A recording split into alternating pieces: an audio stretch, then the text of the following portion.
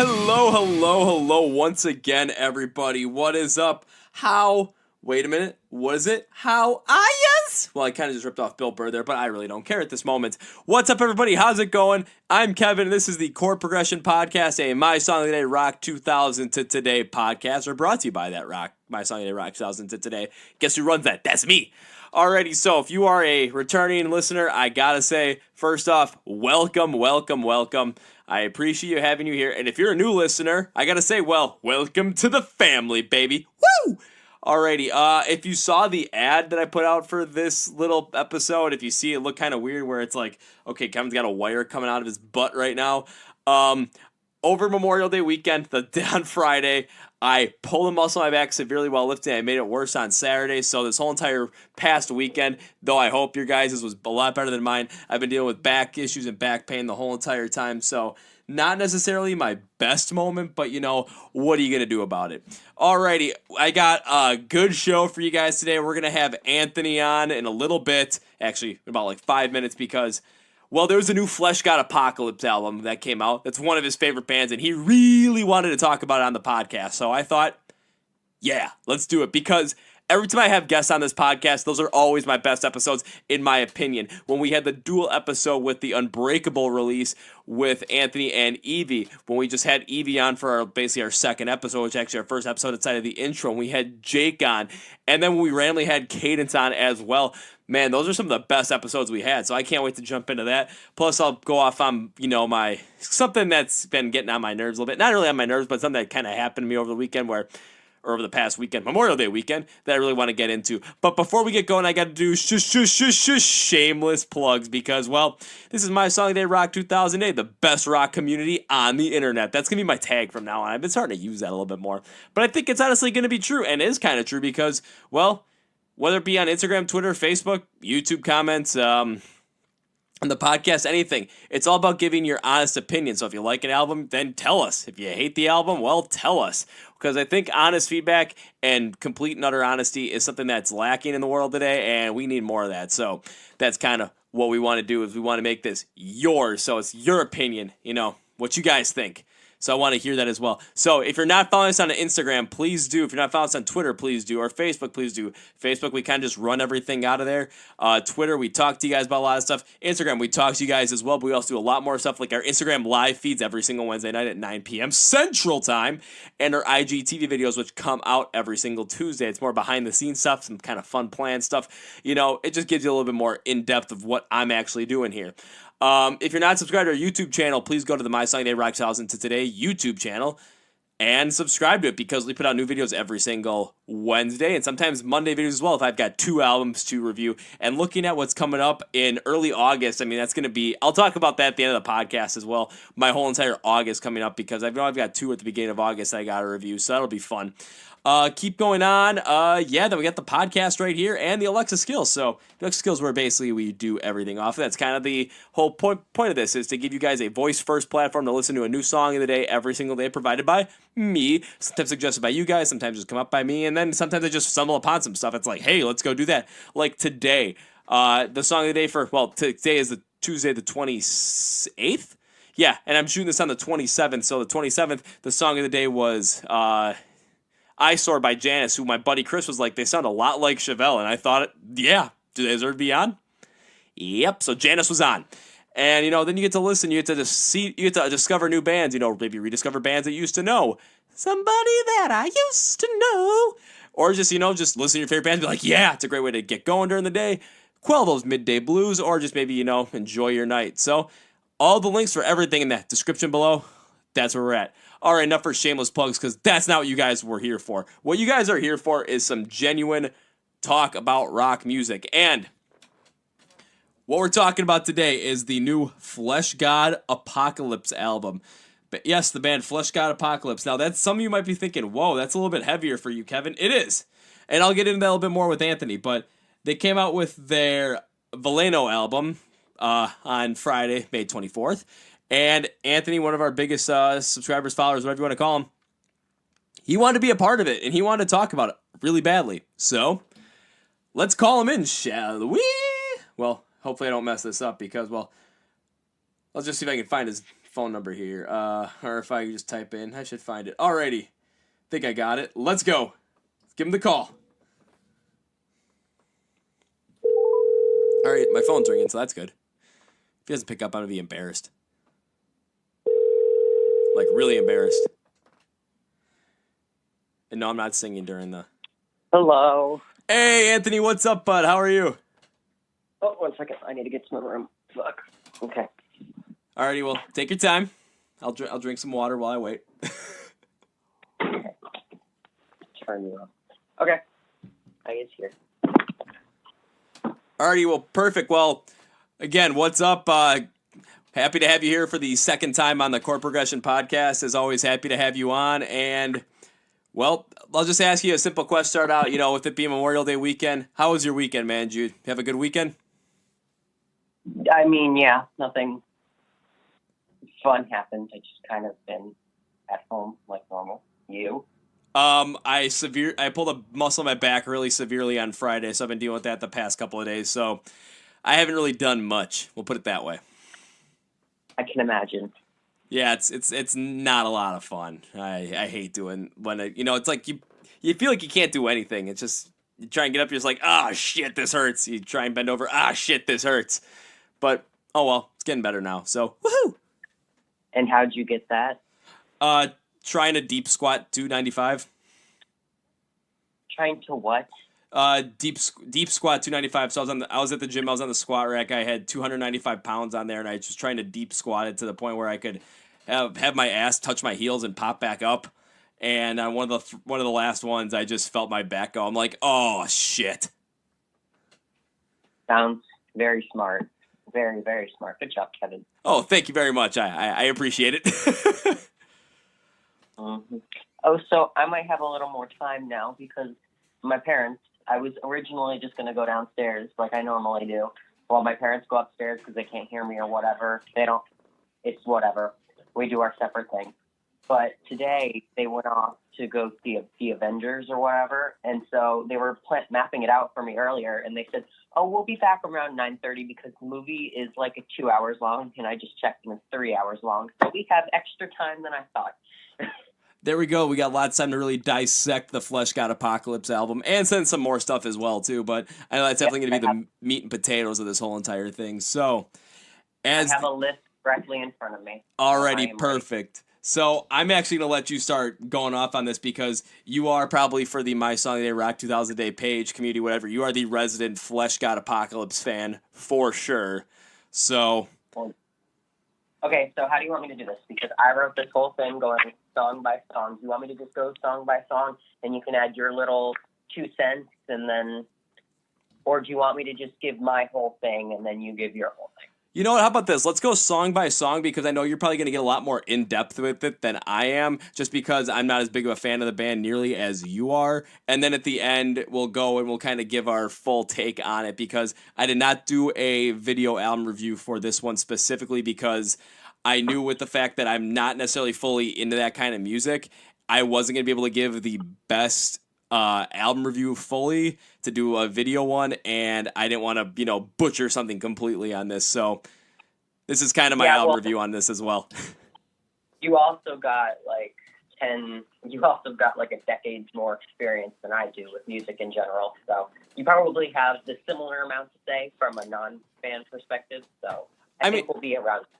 Okay, I mean, I think that when it comes down to like the specifics of it, you're definitely going to be a lot more in-depth than I am. So. Oh, yeah, of course. All right. So I'm going to start with so I love the album. Okay, we're just going to start with an overview. I love the album. It's probably my favorite album of the year so far, probably one of my favorite albums of all time. And I love everything about it. It's heavy. It has the slow song, which I will get to later, and I'll get why it's so significant of a slow song, and they have everything, and it's like, when you compare it to everything else Fleshgod's ever done, it's a lot more diverse. It's a lot more creative. It's a lot more an album. It's a lot more diverse than just their straight up hard ass drums with the screams and the occasional opera singer, and it's a lot more, And so the lyrics also, I've never really dove deep into Fleshgod's lyrics, but last night I was like, okay, I'm doing this today, so I should probably know what the lyrics are about instead of just talking about the song and butchering it because I have no fucking idea what I'm talking about. So I did a little deep dive into the lyrics.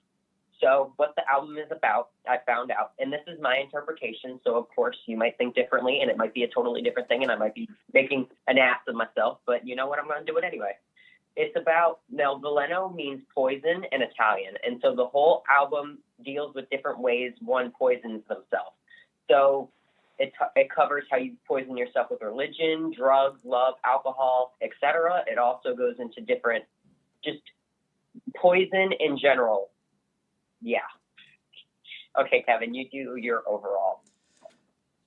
Well, when it comes to the overall, I didn't go as deep into the lyrics as you did, mostly because I knew that it was like, you know what, I'm going to look at it, I'm going to wait and see if you did, just because when it comes down to like the deepness of the lyrics, it's definitely going to make a point of it. And when I listen to the album, I mean, I always have a lot of trouble when it comes to consistent, unclean vocals, something like Fleshgod Apocalypse normally does. So it's something that's like, it always drives me away. But the one thing I really wanted to listen to in this album was everything besides the vocals. So how did what was the tempo of the song? How did the instrumentation sound? How did everything mesh together? And how was everything structured? Well, that's good, because I don't know jack shit about that. And I know actually some things about everything else. And I actually wrote about everything else. So that's good. We have your take and my take. Yes, yeah. So it's like opposite takes, but in the end, it's going to be a comprehensive full take. So overall, when it comes down to the instrumentation, the flow of everything, and how everything was structured, I actually really enjoyed it because, again, they had a lot of consistencies when it came to, I always like to call it like epic music, just because it always makes me feel like, you know, I'm playing video games, kind of something like I could expect to hear in something like God of War or even Gears of War, Final Fantasy, something like that. And I like how they put that in there, but then it wasn't overdone. And there were some points where certain instruments really stood out above the rest. Because I'm trying to figure out, I wrote it down, which song was it? Embrace the Oblivion. I love the guitar work on that at every single point. We'll get to it. Yeah, I was going to listen a whole bunch of shit, but I didn't. We're going to get, because I'm going to do it song by song. I was going to give you like a rundown of their entire history, which I think I will in a minute. But yeah. Yeah, but basically just say, I'll finish up with the overview. The overview was, I didn't necessarily go into the lyrics as much as you did or anything with the meaning of it. I was really listening for the instrumentation, and I thought for a band like this, where I know what usually when it comes to something that with those unclean vocals, what normally is done, I thought they did a fantastic job with mixing it up. Yeah. Okay. Overview of the band themselves. Fleshgod Apocalypse are from Italy. They're a very small band. Their first album was straight technical death metal, which is a type of death metal, as you can tell.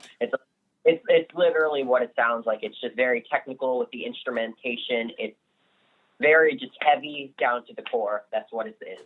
Their next album is when they started, and that was all screams throughout the whole thing. There were no cleans at all. And that was called Oracles. Their next album was called Agony. That one featured the symphonic elements, so it was symphonic death metal mixed with technical death metal, which is what they're doing now, of course.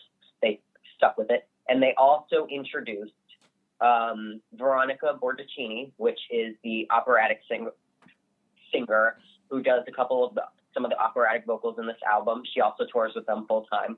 And this is the first album where she's really in the band and not just like it's not just a back singer who does the backing vocals in a couple songs. She's actually very present in this album.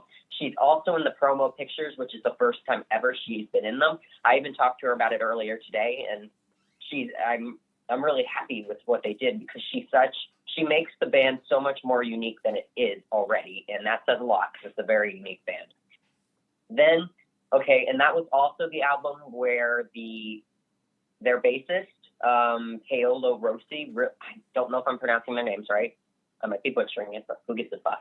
And he does the clean vocals for them. He is also their full-time bassist, obviously. He's been around since the beginning, but they finally started incorporating his clean vocals.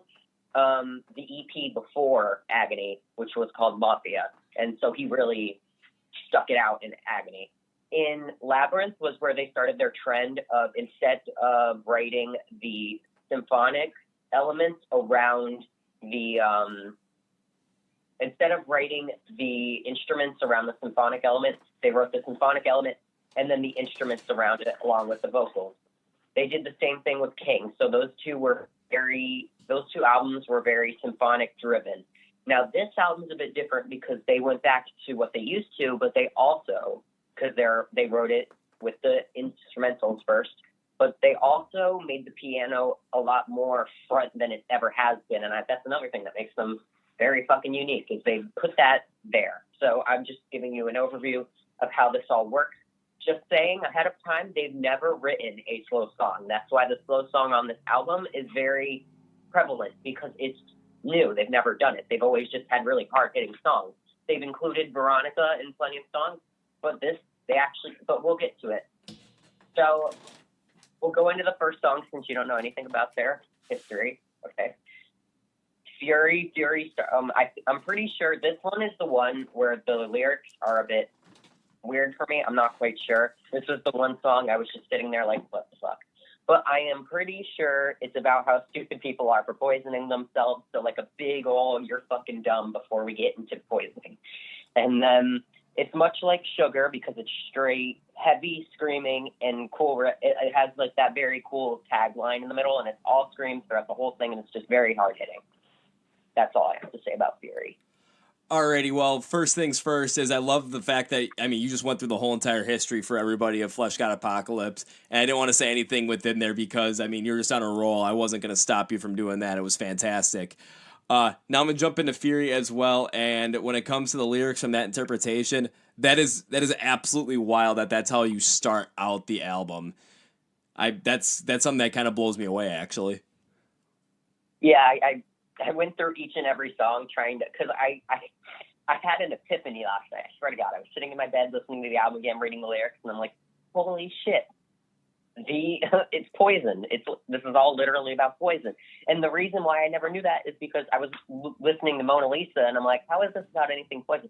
But it makes sense, and I'll get to it. Continue. Yeah, okay, so we'll go on. Again, when it came to this is all an unclean vocal song. There is nothing to go about that, but what I really wanted to go into was just, again, with all the instrumentation and the melodies, everything, how that was, and I really liked the pace of it, and I liked how everything flowed together, including the inclusion of the piano, which gave that more symphonic feel.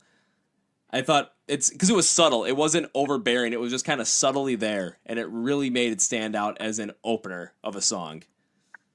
Yeah. Also, there was, by the way, continue. Oh, there was, and I had my notes here. There was, there was like a more of a theatrical vocal breakdown in there as well, which I was listening to that. I thought, I'm always a sucker for something like that, but there's always a way where you can really mess it up. And I know it sounds like I'm gonna say, oh, they messed it up here. Hell no, they didn't mess that theatrical vocal breakdown up. They did it perfectly. So I was actually a fan of how they performed it within that song. Yes. Okay, and just so you know, when they perform live, Veronica's there in the back. She's looking awesome. And they also have not a grand piano, but it's still like a real piano that they have playing on stage. They obviously can't fit a grand piano. They're not a very big band. But they have the dude and he writes all of the orchestral arrangements, obviously the piano arrangements, but he's just sitting in the back with his big piano. I don't know what you call that. It's like it's not a keyboard, obviously. It's not a grand piano. It's that one in the middle. That's like a box. Yeah, I don't know exactly what it's called, but I know exactly what you're talking about. When you're talking about like kind of the box, because even my best friend, aka also my roommate, when we were growing up, still in his parents' house, they have one of those pianos. So it's kind of like, I know exactly. And then if you ever were like in grade school or something, and you always had like music class, and the teacher would always play a piano, and they had a piano in the room. This is the kind of piano that you're talking about, right? Mine only had keyboards, but to be fair, we were in Florida and we were ghetto, but that's not relevant. Continue. Well, do you want me to go into the song? You know what? Yeah, let's go into Carnivorous Lamb. Okay, Carnivorous Lamb was the second single off of this album. This one is about poisoning yourself with religion and poisoning yourself by following the herd, because that is a way to poison yourself. You're not helping your case if you're following a religion blindly and you're just following the herd because that's what you think it is. That sort of thing. That's what this one's about. It starts off with a folky intro, which really put me off at first. I'm like, are we really turning into a folk band? Fleshgod, let's not. But they shifted off of that, and it went into their badass heavy things. This was the first time Paolo Rossi's clean vocals come in the chorus with a catchy ass rhythm. That's what I wrote last night. I was also very groggy, so we're just gonna your turn. I mean, that makes sense. When I first heard it, the first thing I thought was, again, with that kind of like folky intro, I kept thinking about, well, what does this remind me of? Because it was something that was very clear. And as I kept thinking about it during the song, especially during the intro, I was thinking about this. It's a TV show I watch on Netflix called F is for Family, mostly because I find Bill Burr absolutely hilarious, and he's basically wrote the whole entire thing. And one of the characters in the TV show, it's the son. It's voiced by Justin Long. He's in a band called Shire of Frodo, which is kind of like that folky Lord of the Ringsy type stuff. And like that's kind of what it sounded like. But what band was that band based off of? And I was like, it's kind of based off. And I looked it up. I was like, it's definitely based off of Jethro Tull. So I was like, okay, so it sounds something like it's Jethro Tull in the beginning with that folky sound. But then all of a sudden, when they went back into what they're known for, I thought like this is like a metal version of what Jethro Tull would have done if Jethro Tull went full on metal. Which, again, it was something that was rather experimental, in my opinion, with what they did, but they did it rather well. So I was rather pleased with it. That's quite the fucking, oh God, I don't know my words tonight. Never mind. Quite the breakdown of it? No, that's quite the album summed up right there. Very experimental, but it works. Yeah, I mean, you're going to get albums that people go like all experimental. They do concept albums, and sometimes they just really fall flat. Like, I know some people, they really like the last 21 Pilots album because it was a concept album that actually they thought went really well. I really didn't care for it at all, but, that's, again, to each their own. Yeah. Okay, do you want to go on the next song? Yeah, let's keep going. Sugar was the first single released off this album. This song really hit me fucking hard. It gave me chills. It still gives me chills every time he goes straight into like the fucking chorus. I just get chills every time. This one's about poisoning yourself with drugs, obviously. Sugar. The sugar will kill your pain. That sort of thing. I said the same thing with Fury. Straight up heavy screaming throughout the whole song with cool and catchy ass riffs or whatever. But this was weird because this is the first time. Oh, and by the way, the person who screamed on Oracle was Francesco Paoli, which is the dude who screams on this album, but not the dude who screams on Agony, Labyrinth, and King. That's because Francesco Paoli, transferred over to drums for those 3 albums, and they got a new screamer. So what happened was he was on drums, the new screamer or whatever, and then they switched, or the one dude left. I don't know why he left, to be honest, but he left, and Francesco came back as the vocalist again, and he's back for this album. He also played the drums. He's an extremely talented drum player. I'll have to send you something after this, but oh my God, that dude can go fucking fast as shit. But I totally just went off on a little tangent. Oh, that's all right. That's all right. But in this song, he showcases the first time of him doing that kind of singing thing, kind of talking thing where he goes push or whatever, and he's never done that before. So that was cool. I was like, this is different, and I loved it. I was like, you know what? It kind of gives you a calm breather from all the screaming. Yeah, it did give you a little bit of a calm breather. One thing that, when it came to the music of it, what it reminded, because I was trying to figure out what it reminded me of, and it hit me instantaneously.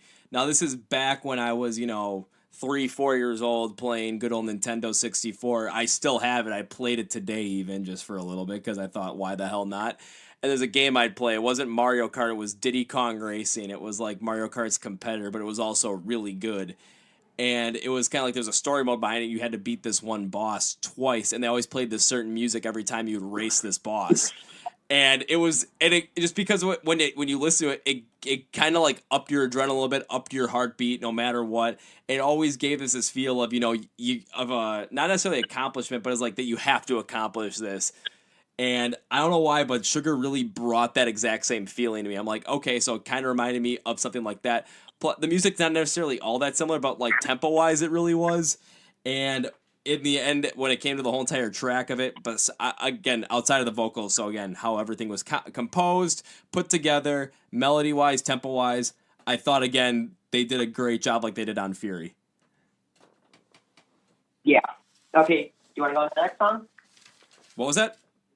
Want to go on to the next song? The 1 minute interlude in Mona Lisa? I don't have a lot.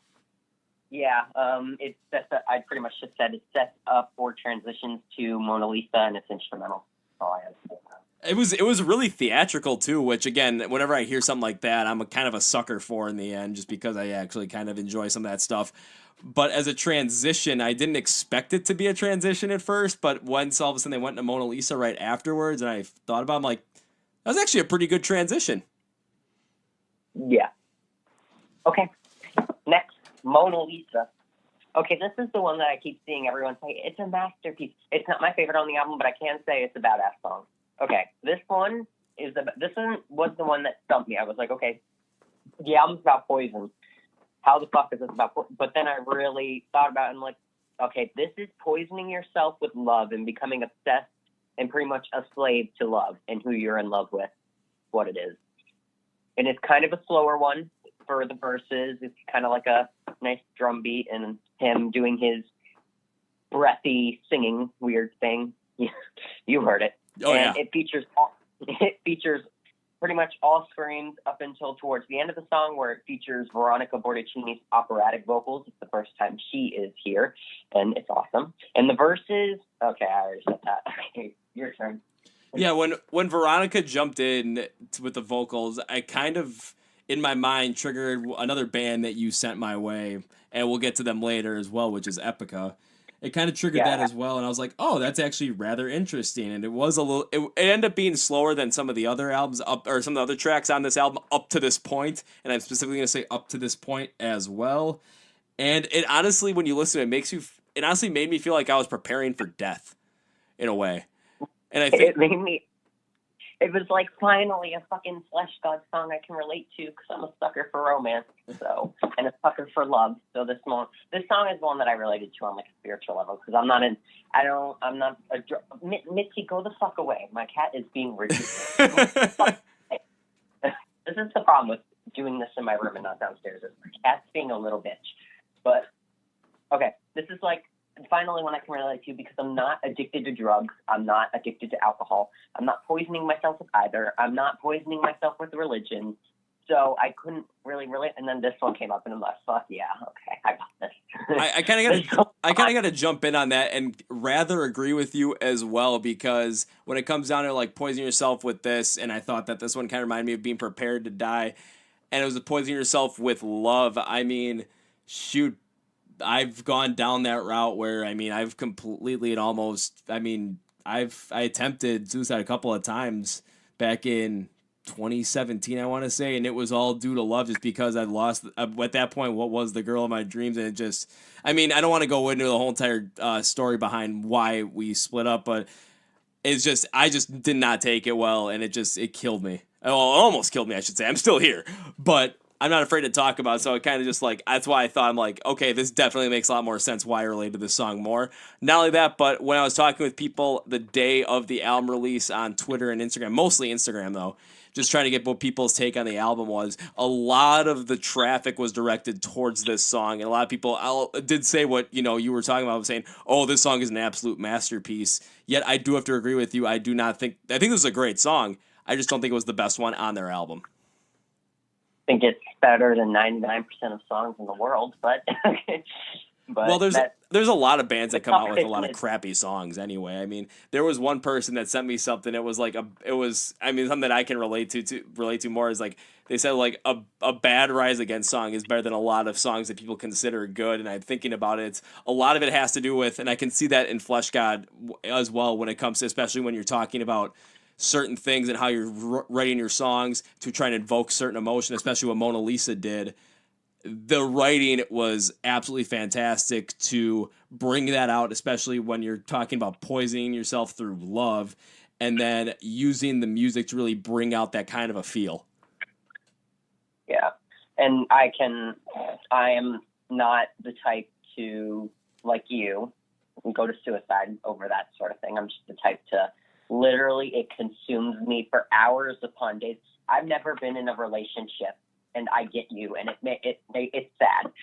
I just get. We don't need to get into it. Okay. No, we don't. Yeah, we don't need to get into that kind of stuff right now. Yeah, because then this whole thing's just going to be me bitching about my lack of love life. And then me going into an absolute tangent about everything. Okay. Oh, we could go on a tangent for like 3 hours on that if we wanted to. We could go all Joe Rogan experience on everyone and have like a 3.5 hour podcast just based around music and that. You have no fucking idea. Okay, okay. Okay, 4.5 hours. Next is Worship and Forget. And this one is probably not my least favorite. But it's not my favorite. I love it, don't get me wrong, but it's not my favorite. It's kind of like the cut and dry Fleshgod song, and I'm kind of here for the more experimental thing now. I'm like, you're doing it great. We don't need this anymore. But it's still nice to have, of course. This one is another one about poisoning yourself with religion, but it's more about poisoning yourself with the thought of being able to be forgiven for anything. Like, if I go kill someone, I just need to apologize and Jesus will forgive me. That's what this one's about. The other one was more about following a herd. This one's more about, like, I can be forgiven for anything if I say sorry to someone who doesn't exist. This one's another straight up heavy one, kind of like Fury and Sugar, but it's a lot more just straight up Fleshgod style, and it's only Francesco's scream. Go ahead. I thought that, I mean, I don't really have much to say on this one, mostly because when I listened to it, I thought that it was very much like Fury was, to the point where, like, saying it's Worship and Forget, I think the Forget part really stood out here because it wasn't a standoutish song like some of the others. It just kind of was lost in the shuffle after a while. Not for everyone. A lot of people are liking this one a lot more. This was actually the most popular out of all the songs. Mona Lisa was a quick runner-up, but this one actually got, like, I was checking Twitter, I checked iTunes, I checked Spotify for listens. I checked everything. And Worship, okay, other than Sugar and Carnivorous Lamb, they've already been out for a while, so you don't consider them. But other than them, Worship and Forget was the most listened, the most liked. And then it was Mona Lisa, then it was Fury, and then Absence, and Embrace the Oblivion, and then The Day Will Be Gone. Right? Yeah, because right now Actually, it might be lost on you, but that's because you're not a straight-up metal fan like most of the people listening, like me. But I'm more here for the experimental things. I'm like, fucking cool. Yeah, that's true. I mean, I'm not necessarily here. I mean, if it wasn't for you actually saying, you got to listen to this and we got to talk about this, I probably would have let this one just completely pass. I do have Spotify up as well, and I will take out Carnivorous Lamb and Sugar because they're the singles, so of course they're going to have the higher count volume right now. But right now, as I look at it, Fury on Spotify has almost 32,000 listens. Worship and Forget has just over 28. So it looks like Fury is taking more of a share of the listens. However, that might be because it is also the first song on the album. So when people go there, it's like, okay, we'll listen to this one first. That was actually the first song they played live. They played that song live last year because I'm pretty sure it was the first song they wrote. And then they didn't start playing Sugar until after they released it, but they were playing Fury every day. Ooh, interesting. Yeah, that was probably their first single, but then they made a music video for Sugar. And they're planning, from what I've heard so far from the operatic singer Veronica, she said they're probably going to do a music video for Worship and Forget. Which I'm like, why not do one with, like, Veronica so she can have her spotlight? Yeah, I mean...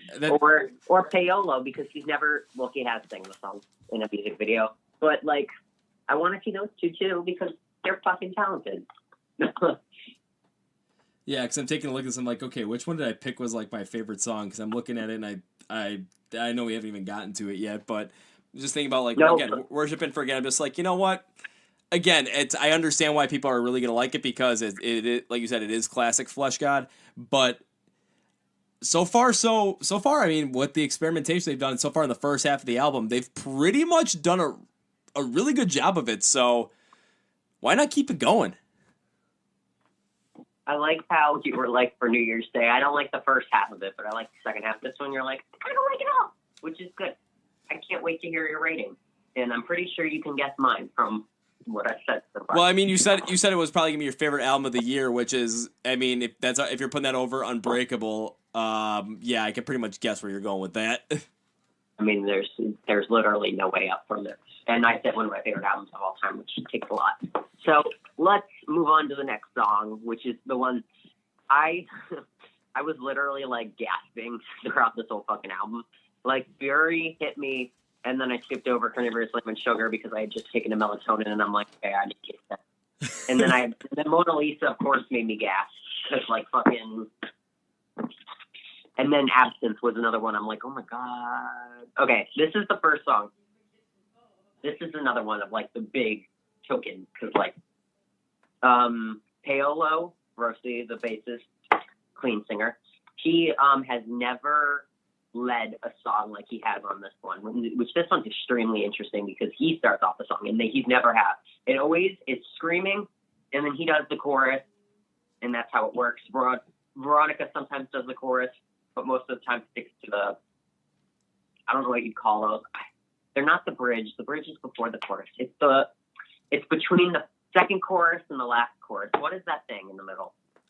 That's kind of could also be considered the breakdown at some points. But then again, what is that part of the song? I'm trying to think of the technical term of it. I can't think of it off the top of my head right now. I know there's the verse, the bridge, the chorus. Okay, whatever. But Veronica's normally in that. But for this one was cool for the lyrics. This one's about poisoning yourself with alcohol, obviously absinthe. But I don't know if you know this, but how this song works, unless you were on, what's it called?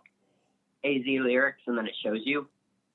But this song's literally supposed to work as a conversation between two people. It's supposed to be between the sailor, who is the clean singer, and Absinthe, which is the alcohol, who is the screamer. And so it literally goes back and forth with those two, like talking to each other. That's how it. I'm like genius, man. Fucking genius.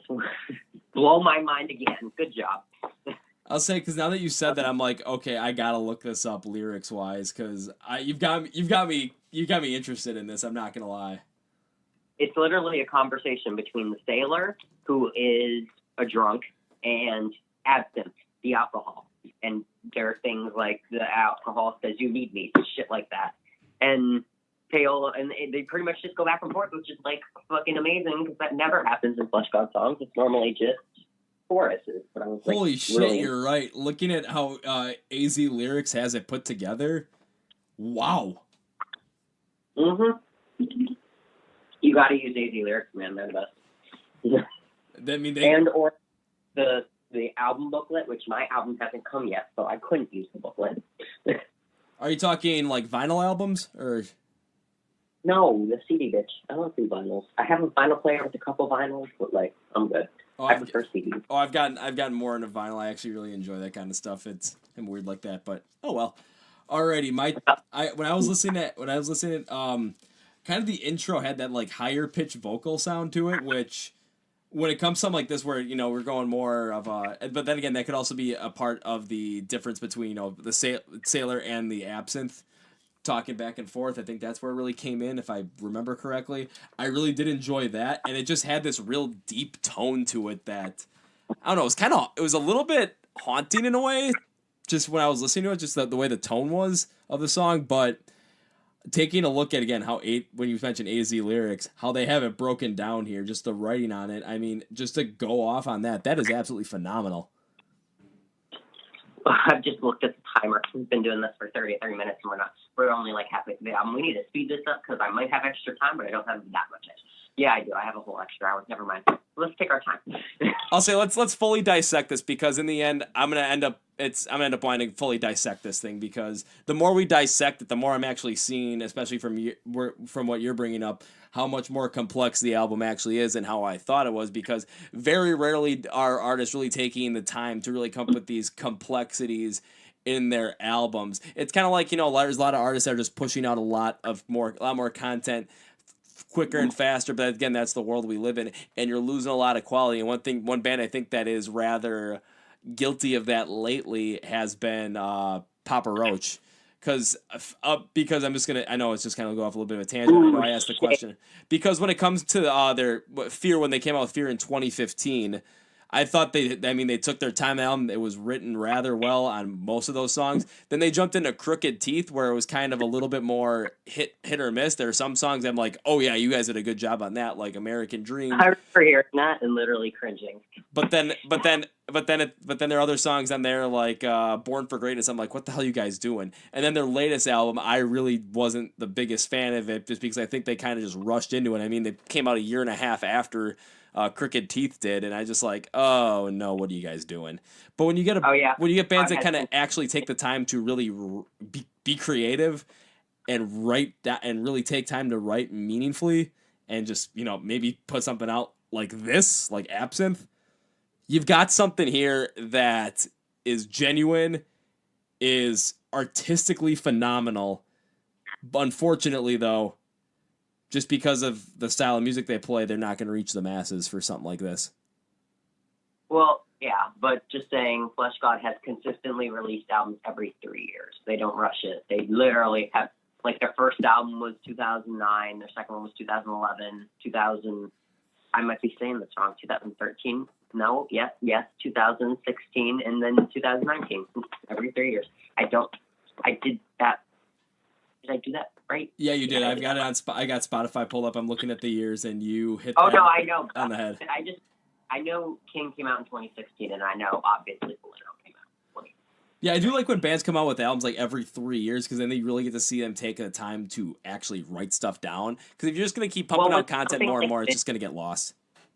When it's something like this, you need 3 years. But when it's something more simple, 2 years. Come on, let's speed it up. Like if it's in this moment, they obviously have some pretty complex stuff. But like, come on, you can give me every 2 years. You don't have an entire orchestra and 3 singers.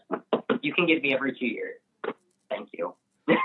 Yeah, but aren't we getting one supposedly in August? I think that's what I said last time, or last week, or whenever we talked. I can't remember. But last time I checked, They said that they had finished an album, and I think the anticipated release date was sometime in August, but they hadn't set a hard date yet. Yeah, because they're still doing the album cover of it. Yeah, their last album was 2017, and that was Ritual, which rocks my world. Yeah, if they come out with that album in August, my album reviews for August are just going to be absolutely egregious due to everything I'm doing in August. You're having me back on in August, and we're doing this again for this song releases now. Oh, I am well aware of that, and I am fully for that, because I've got, I think the one, unfortunately, I'll go into why, but there's going to be one that I can't do one for, and that's probably going to be the first Slipknots, just due to where I'm going to be at the time of the podcast release. So Who Kids to Fly and Fuck? It's probably not going to be good anyway. And Sainted is bland. Hashtag shade. All facts. Hard facts. We'll see what happens. And when it comes to that Slipknot one, from what I've seen, there's a lot of people that are anticipating it be really, really good, and then again, you could always be let down. I've got a feeling that it's not going to be, it's not going to meet expectations, but I think it's going to be pretty run of the mill and dry, but Slipknot fans are going to eat it up. I think it's not going to meet expectations, but I don't think it's going to, come egregiously under them. I think it's just going to slip in right below what the expectations are on it. So it's not going to be their worst album, but I definitely don't think it's going to be their best. It's going to be their worst. And Slipknot fans are going to eat it up because Slipknot fans fucking suck, and I'm not taking that back. Well, you're probably going to have some Slipknot fans that want to fight you on that one, but eh. My mom and dad are Slipknot fans, and I'll say it straight to their face. I'm like, y'all suck. Well, then good thing they're seeing the Avengers right now. Oh no, they know. I say it to them all the time. We were at the Slayer concert the other night, and I was telling my mom, I'm like, y'all suck. Like, Slipknot fans really fucking suck. That makes me not want to see Slipknot in concert, but if I get a chance to, I will, just because, well, kind of have to at this point. They're fucking arrogant. Whatever. Okay, next. Pissing on the Score. This one is not really at the tone of everything else. This one is less of how we poison. It's more about how people are trying to poison art and that sort of thing. Like how they're instead of putting it at the perspective of the person poisoning themselves, they're putting it at the perspective of the person putting out art and people poisoning it with their criticism that isn't fair, that sort of thing. And so it literally, I'm going to pull it up in a minute and I'll give you the exact quote. But, like, it's pretty cool. This one's also pretty much straight up heavy with only screaming. But I think this one's cool because it's strange. It's like they don't go with the rhythm. They just kind of, like, the first part of the chorus is like, da-da-da-da-da-da, when the thing is like, da-da-da-da, or whatever. And I thought that was a cool touch because that's kind of strange for a song. Here, I'll give you this thing. Literally, the end of the thing is, the end of the chorus is, a sweet melody of disgrace will blow you cunts away. Fuck you. Well, damn. Your turn. When I was listening to this one, it kind of ended up getting lost in the shuffle just because I was listening. I'm like, this is still, again, a lot like Fury in terms of instrumentation-wise flow. Had a little bit more of that piano presence brought out. And I was just like, oh, it kind of has a little bit more of a, again, kind of more of a haunting feel to it. But there have been a couple other songs that had that feel as well.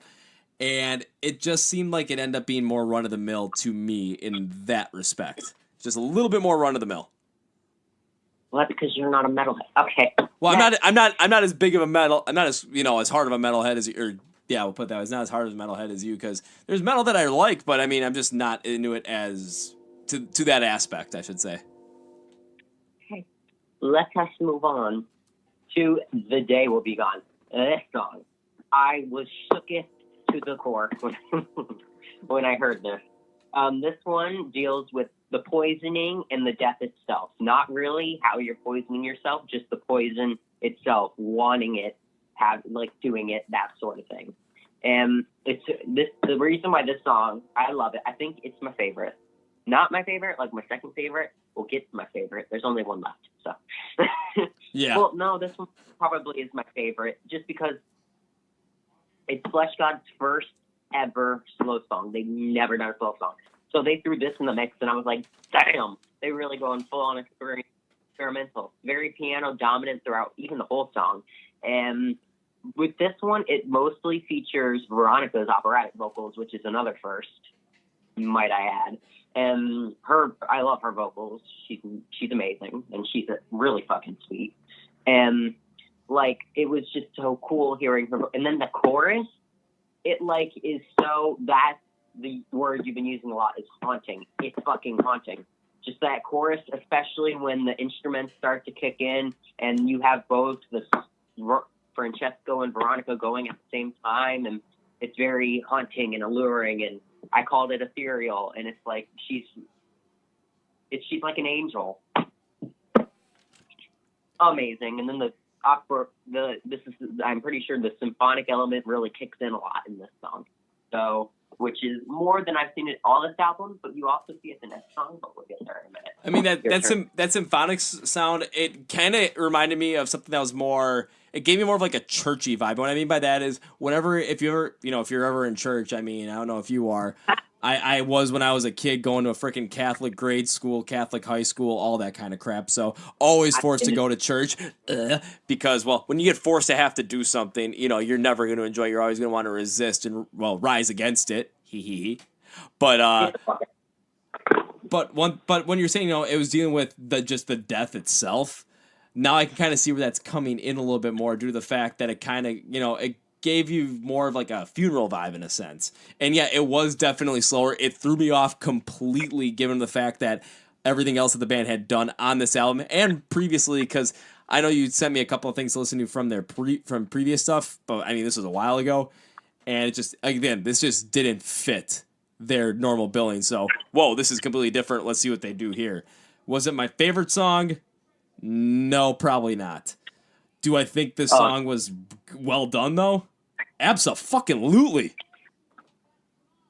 I just love that fucking chorus. It absolutely blew me away. I got chills. I couldn't.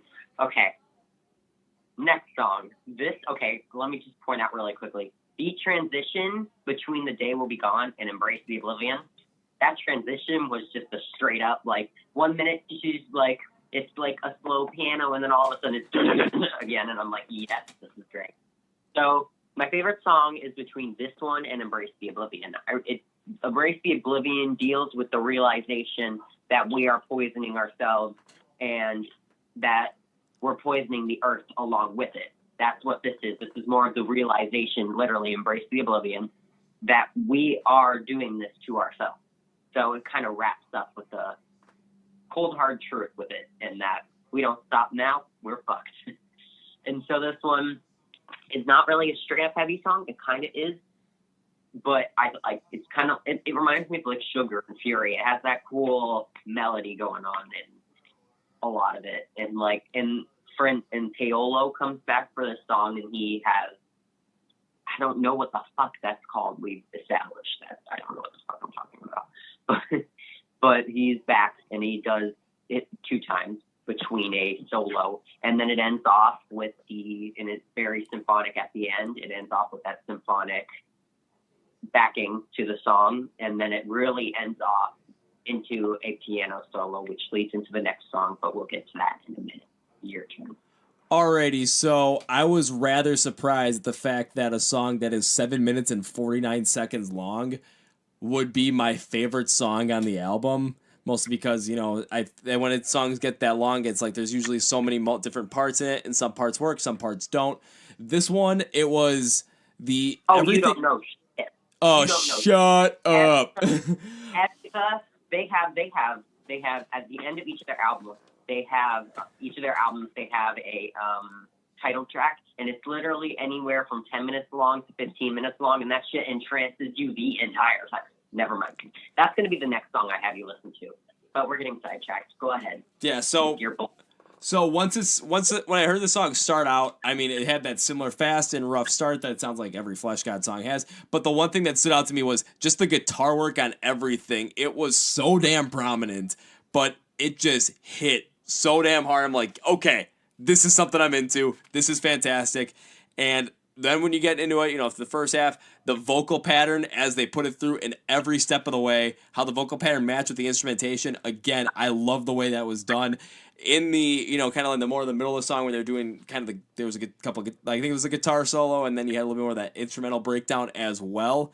It's just everything flowed together so well for a song like this. I thought, holy shit, when you're going from one point to another, especially in an 8-minute long song, it was just, I just thought it was done great. I couldn't get enough of it, honestly. I think this is one of the only ones I listened to multiple times since I listened to the whole album one time through. Because again, it's listening to one time through, I'm like writing down my thoughts as I go through. But then this was when I'm like, okay, I gotta revisit this one, and then all of a sudden I was like, well, shit, I gotta listen to this one again because, well, it's fucking good. We'll get into it more later, but I fucking listened to this entire album like 5 more times while Slayer was playing. But we'll get into that later. Whoa. I'm getting to that now. Why were you listening to this album 5 times while Slayer was playing? We're getting into it later. Let's continue. Okay, the last song, just so you know, some background. Fleshgod always ends off each of their albums with the title track, and it's always a piano ballad written by their piano player, who's also named Francesco. Just so you know, we have 2 Francescos in the band. And yeah, he always ends it off. And honestly, this is the best one ever. Like, I've never been so impressed with their piano solos. Normally, I don't really skip over it. I still listen to it because I have an appreciation for that type of shit. But like this one really like took the cake for like their best one so far. I like how Embrace the Oblivion led into it like perfectly. Like you wouldn't even know the song transitioned, and I really like that. And I like the dark, eerie tone it had to it. Like you just poisoned yourself and you're dead. That's the vibes it gave me. It's like a roller coaster. You poison yourself with everything you can possibly imagine, and at the end you realize you did it, and there you go, you're dead. That's the album. All right. Well, when I first listened to the Veleno piano out, I'll just say the piano outro. I was thrown back by it just because I wasn't necessarily sure why they included it in there. But now with you giving me the context behind it, now it makes sense why it's in there. It does have this finale, whatever you want to call it, just a total ending feeling to it. And when you're talking about a song about poisoning yourself through multiple different avenues and kind of this being the end and end up kind of like transitioning you into what could be death, even, well, probably, because I mean, if you're poisoning yourself, you're gonna fucking die. I never showed you the promos for this, but literally it's the three dudes who wrote this, because only 3 people wrote this album, by the way. Only 3 people. No one else contributed. No one else did anything for it. Just the 3. Francesco, the singer, Paolo, the clean singer, and Francesco, the piano player. They are the only ones. Paolo, I'm pretty sure, Paolo and Francesco both do lyrics and instrumentals, and Francesco, the piano player, does the symphonic elements and the piano, and I'm pretty sure he also helps contribute to the melodies and that sort of shit. But their promo is literally them just hanging in a house with by nooses, swinging back and forth. Holy fuck! Yeah, that was their visualizer for the album that they released, and then how they had it was them just swinging back and forth, and they had every once in a while a song would get written into one of the walls behind them until it was, and then they dropped, and yeah. That was the visualizer, which I thought was cool as hell and really brought out the whole poison aspect, how you're killing yourself. Like, goddamn, that gets real deep into it. Holy shit. Yeah, I did some digging, bitch. And I'm probably not even touching the surface because I'm not that smart, and there are a lot of big words that I do not know, and I'm too lazy to look up because there are like 50, and so I just kind of went with it. I went with the small words. Context matters. Yeah, I mean, just taking a look at the time, we went through that album song by song. It took us 50 minutes. I could go on and more, but I feel like talking about other shit. I know you could, but hey, totally worth it. Alrighty, so now that we talked about the album in pieces, album as a whole, put it all together. I know you kind of were mentioning it a little bit earlier, but let's hear it out. Album as a whole, what do you think? 100 out of 10, motherfucker. Best thing I've ever fucking heard. It's up there with Epica's The Holographic Principle. So fucking impressed. Your turn. Alrighty, well, because I've been kind of keeping a tally of all the albums I listened to and seeing if it's, because at the end of the year, I did this last year, I'm doing it this year as well. I'll do a like best album of the year, worst album of the year, and I'll always put the top 5 albums I listened to all year are going to be in the best album of the year. Worst are going to be in the worst album of the year category. And now, yeah, I do a top album. I do a top 9 albums of the year and like a thing, which I have my top 4 albums, which we'll get into in a minute. But go ahead. Well, when it comes, really thinking about it, I like what they did with kind of it's not necessarily a concept album, but I like what they did with the idea of poisoning yourself, like as you mentioned, poisoning yourself through all these different avenues and how that kind of went about it. I enjoyed the writing style of it. I really enjoyed the instrumentation on it. There were times where I thought some of the songs ended up blending together too much to the point where some songs sounded too, and I say bland, but they sounded too much like other songs there, which made them sound kind of bland. However, this is definitely one of the band. However, this is definitely one of the this is definitely going to be one of the better albums I've heard this year, and I'm trying to think of what to give it exactly if I would put it, because I'm not sure if I want to give it that. I'm gonna go with just because it's not necessarily my style as well, so it's kind of, I'm a little more critical on it. It's not going to be 100 out of 10. I'm gonna go with the same rating I gave Unbreakable. I'm gonna give it a 7.5. Really, Unbreakable doesn't deserve that. No. No, never mind. Whatever. I'm trying to think. Okay. I think there's only 2 albums so far that have gotten 8s, but then again, I'll listen to every single album at the end of the year and that I have my top 5, and I'll. Meaning, if these are the only albums that come out this year with those ratings, that Fleshgod will get your top 5. Well, right, yeah, because right now I think the top 5 was Fleshgod, Get Scared, New Year's Day, I Prevail, and The Fever 333. I think those are my 5 right now that are in the top 5. So the real question is, which album do you like better, Unbreakable or Veleno? Oh, that's a tough one, because I mean, you don't like the first whole half of Unbreakable. I really did not like the first full half of Unbreakable. I really enjoyed the second half of it so much more.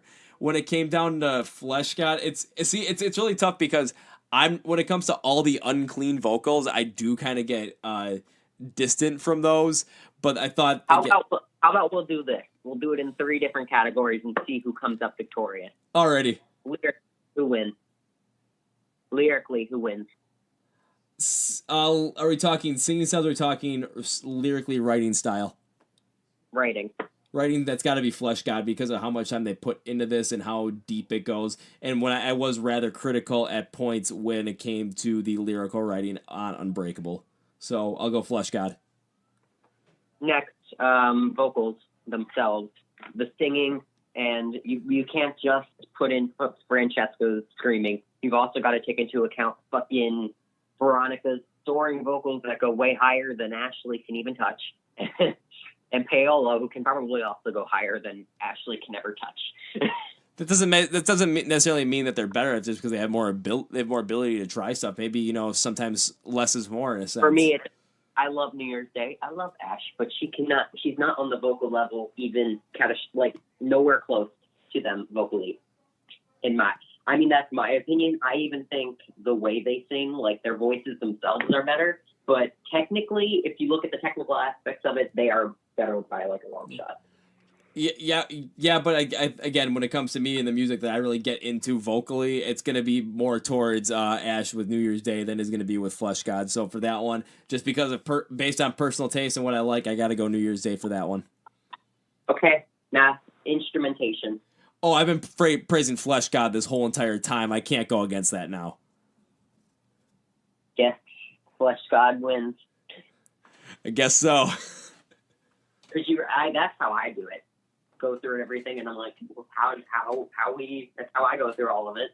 And so, yeah, we're gonna go through top 4 albums so far this year because I have my top 4. Number 1, obviously, Veleno blew me the fuck away. Is probably my second favorite album of all time. To be honest, it might not be second. It's third. It's third. Third favorite album of all time. I'm sorry, you can't beat out Epica or Evanescence, but I digress. And then with them, Temptations Resist, New Year's Day's Unbreakable, and then with them, then Get Scared, Bad Things. So your top 4. Top 4. Let's see. Shoot, I'm trying to think because I'd have to go with the one that's really sticking out to me right now is going to be on top right now is Strength in Numbers by the Fever 333. But then again, I love punk rock to no extent. So I'm going to give that put that up there. Get Scared's The Dead Days. We'll go with Veleno by Fleshgod, and then Unbreakable by New Year's Day. So the one that drops out of the top, from my top 5, top 4, the one that drops out is Trauma by I Prevail. I've got a buddy that if he listens to this, he's going to absolutely just yell at me, but I don't give a shit. Hey, look, I was about to say, where's I Prevail? But okay, I see you. Okay. I was like, that's the one that drops out. Okay, now I'm going to erase this from my thing, which I've already had to erase one of the things. Next, we're going to talk about Epica, the song you listen to. Let's go. Tear Down Your Walls, go.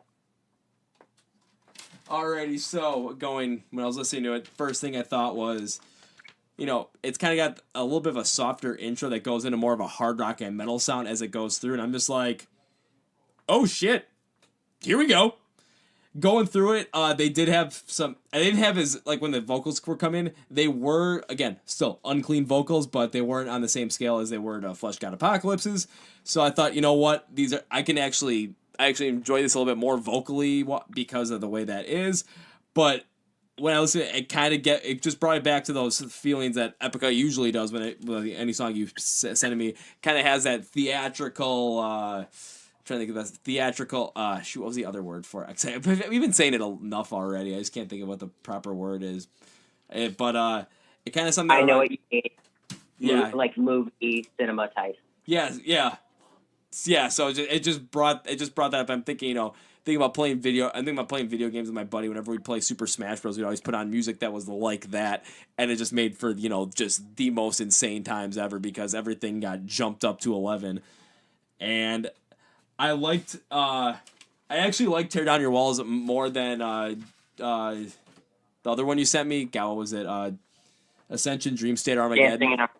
Ascension and then Dancing in a Hurricane. Yeah, Dancing in a Hurricane, that was the other one too. I like Tear Down Your Walls, probably the best out of the 3 so far. That means I'm going to need to see it for a song of the day. That bitch. That. It'll come up eventually.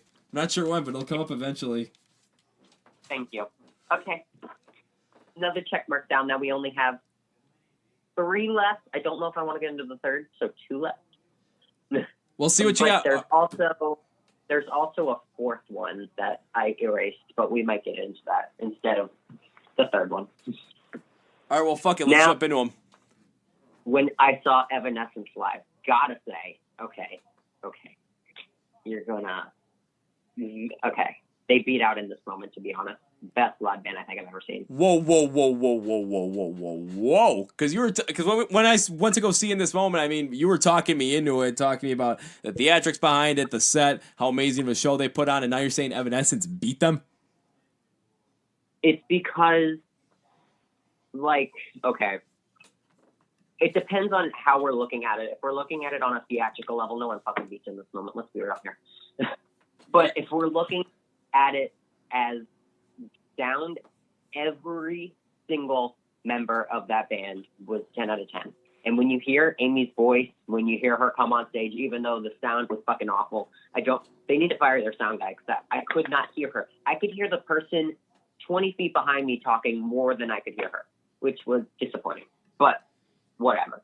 She comes out on stage and she starts singing and you're like, the fuck? Who did an angel just come on fucking stage? It's haunting. That's her voice. Her voice is just haunting. And it comes on stage and it entrances you, and that's what you do. Now, I'd say I like them better, not by very much, because I'm In This Moment very high. But it's probably because I like Evanescence more. And so when hearing a band that I like more perform something amazingly to the level In This Moment can with their songs, I've got to give it to them. But, of course, if we're talking if I'm in, a theatrical mood, bitch, nah. And In This Moment still, but it's just Evanescence. They just got that technical aspect. They got that shit.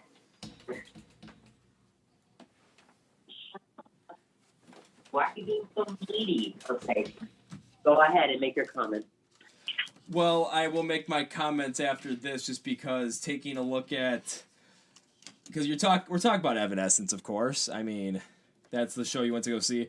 I am surprised at what you were saying about it. Saying they're better than In This Moment. But, well, there's something I need to do in order to actually see if that's true. Then that's going to be, I got to see this band myself. Also, you're going to like them better because they're not theatrical at all. They literally just go up there and sing. Their light show's badass, though, gotta say. I have a very strong appreciation for Fog and light shows. Light show, 10 out of 10, beats In This Moment. Fog, In This Moment, beats them. So, well, good. Well, good, because as you were telling everybody about when I was listening, as you were talking about Evanescence, while you were doing that, I just bought me a ticket to go see Evanescence in July. So, well, that's good. Literally right at the same time. But it's expensive as shit. Holy crap. What? The ticket, I just bought my ticket. I'm like, holy shit, that's expensive. It was more expensive than In This Moment was. It's a bigger band. I know, but usually it's the band. I'm kind of getting shocked because it seems like ticket prices are just going up and up. Because I think when I went, because In This Moment was about maybe $5 or $6 cheaper than what Evanescence was. When I went to go see a trio in Motionless in White, I paid $30 for that ticket. For one. I was like, damn. I mean, this one cost me almost as much as when I went to go see Rise Against the Chicago Theater. Yikes. Well, I mean, in terms of price, yikes. But Can you name one person who doesn't know Bring Me to Life? My mom. Your mom knows Bring Me to Life. I can put money on it. Mothers know Bring Me to Life. My mom was the one who told me about Evanescence. I don't know. I'm trying to think, you want to think about, wait, what kind of music does my mom like? I'm like, shoot, I don't even know. I don't even know what she You don't like that. But I was talking to my cousin who listens to nothing but pop. I was talking to 5 of my cousins. They all listen to nothing but pop music. I mentioned Evanescence, and they're like, oh my God, I love them. Even though they knew 2 songs. But they were like, oh my God, I love them. They know Bring Me to Life, and then what's the other one? I can't think of it off the top of my head. Yeah. They didn't play My Immortal, which I was kind of happy because I'm not a big fan of My Immortal. I'm not a big fan of Bring Me to Life either, but they're not going to not play Bring Me to Life. No, I mean, that's definitely their most popular song. I mean, there was I saw the thing on Twitter too of the one guy with the Snapchat filters with the filter that makes you look like a girl. He was doing Bring Me to Life, just bouncing back and forth. I found that kind of funny. I wouldn't even watch that. I didn't even watch that. It would bore the fucking hell out of me. It's not my type of comedy. Hey, it's like 10 seconds. But then again, that's 10 seconds you can't get back in life. So, you gotta be efficient with your time. You want what I could be doing? I could be sleeping in that time. So, piss off. Well, there you go. Yeah, they also play this medley at the end of the show. They didn't play it for me because it was a festival.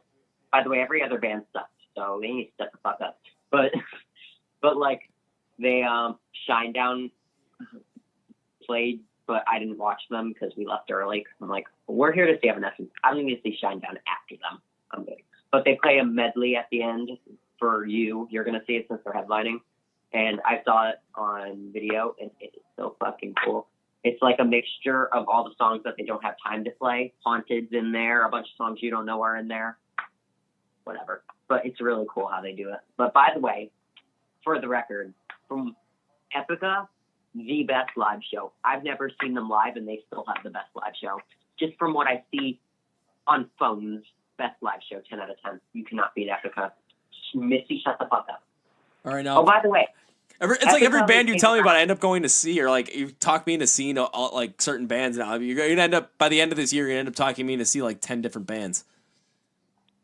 Did I really talk you into see Evanescence? Because fuck yourself into that. Yeah, you did, because I really wasn't that big of a fan of Evanescence, but I thought, you know what, if you're telling me to put on one hell of a show, and... You bought the tickets before I told you that. I bought the tickets while you were telling me that. Kevin, what the fuck? Okay. No, but Epica have the best live show. I've only ever seen them on a phone. And they also have 2 live DVDs, which are fucking good. They are the best band. Their light show is amazing. Simone's amazing. The entire band's amazing. I fucking can't. Snatched, okay. But like, they played their 1,000th show in 2018, by the way. And Simone was pregnant for 9 months throughout. And they've only been around since they started touring in 2003. And they played their 1,000th show, and they played it while she was pregnant? She wasn't pregnant. She wasn't pregnant at the time. But she was pregnant. Actually, she was pregnant while they recorded their live DVD. But she was at the beginning of her time. And it was a 3-hour live show. So I think we can give Simone some fucking credit. But, yeah. And she played until, like, she was 1 month due. So. God damn, that ain't bad. She's a badass. And people are like, Beyonce, oh my God, she played live. Bitch, she played one show. It was the VMAs, and she played 2 songs. Get the fuck out of my face. For the rest of the time, sitting there being pampered, probably had her feet sticking up with 2 servants fanning her with big leaves. I don't want to hear it. My God, you're making it sound like she's like a Roman empress or something. She practically is with all the fucking money she has. She's sitting on stacks, even though her last album literally had 70 fucking writers. Wait, 70. what?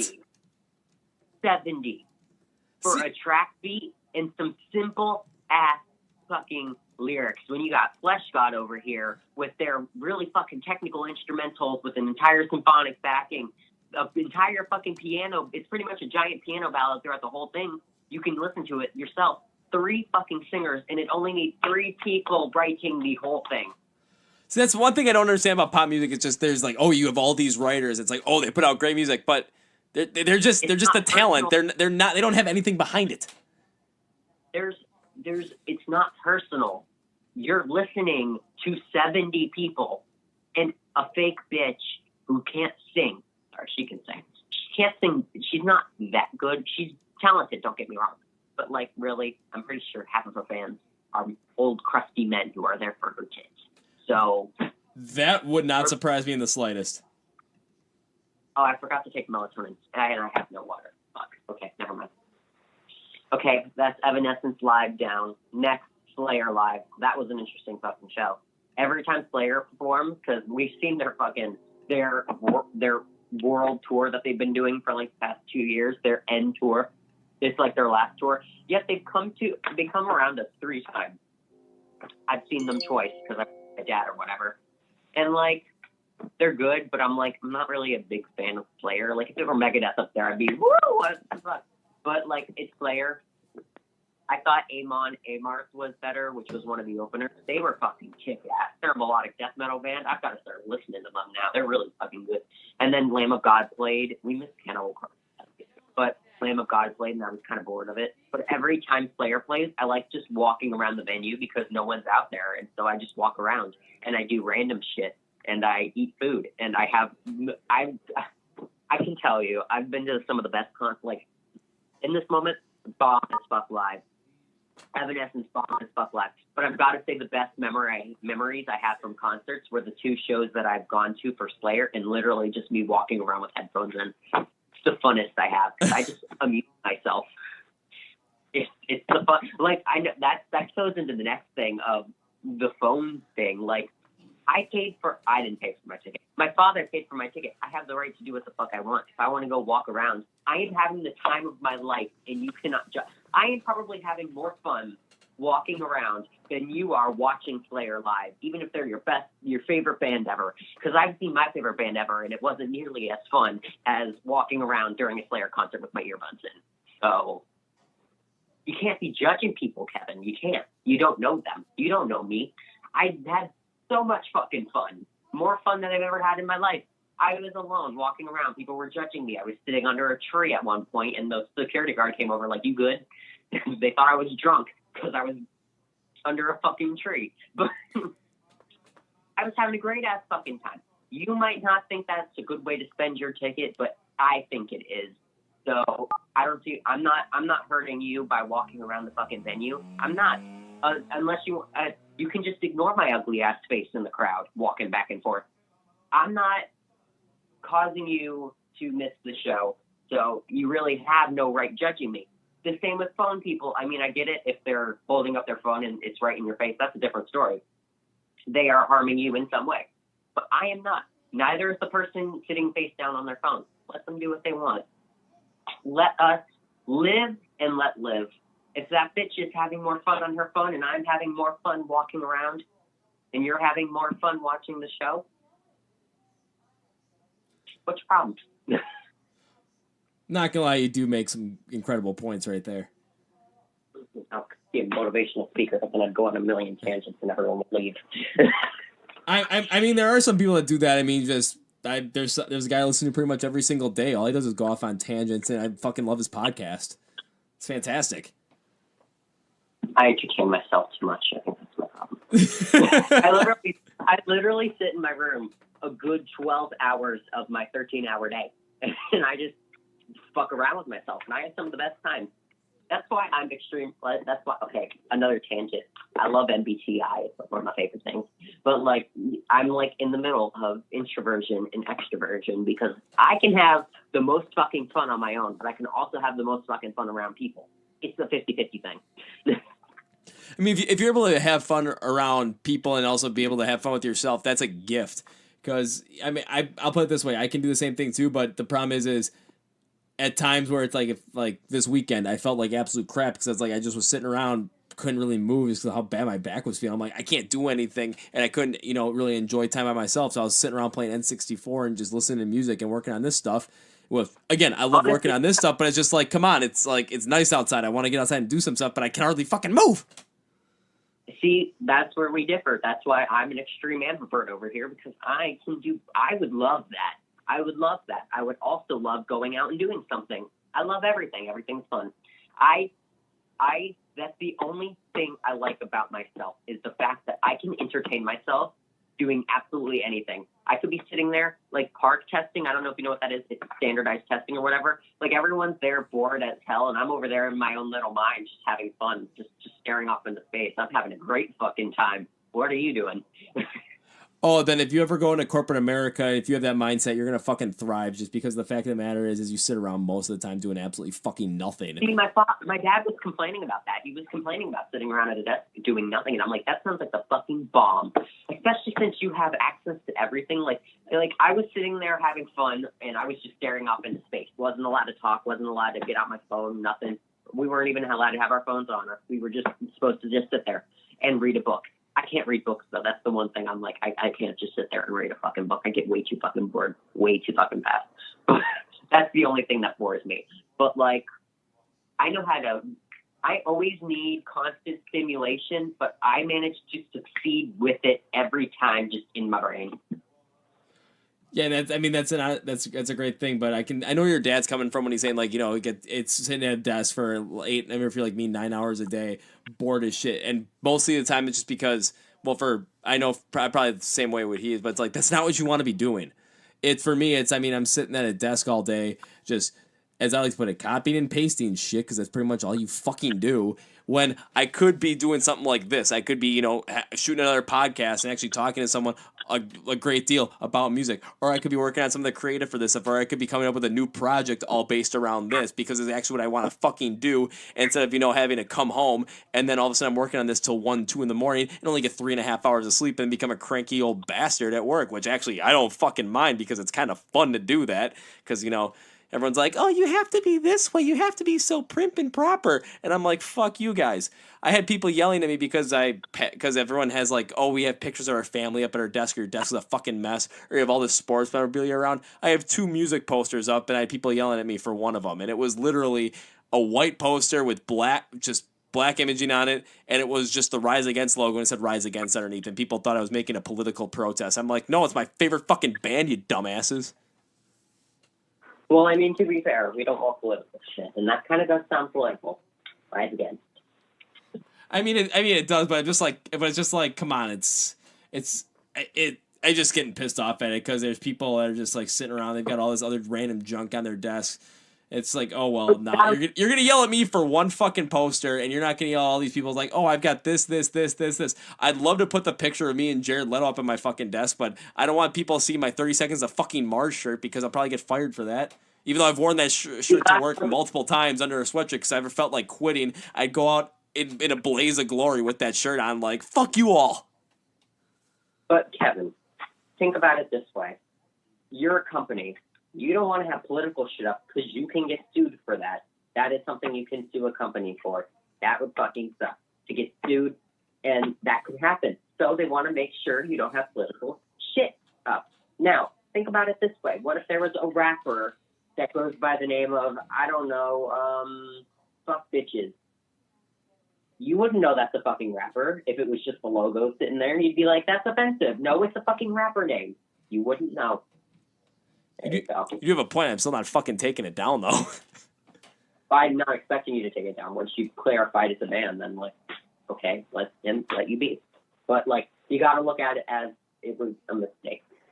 They didn't know. Unless they still bother you about it, then fuck them.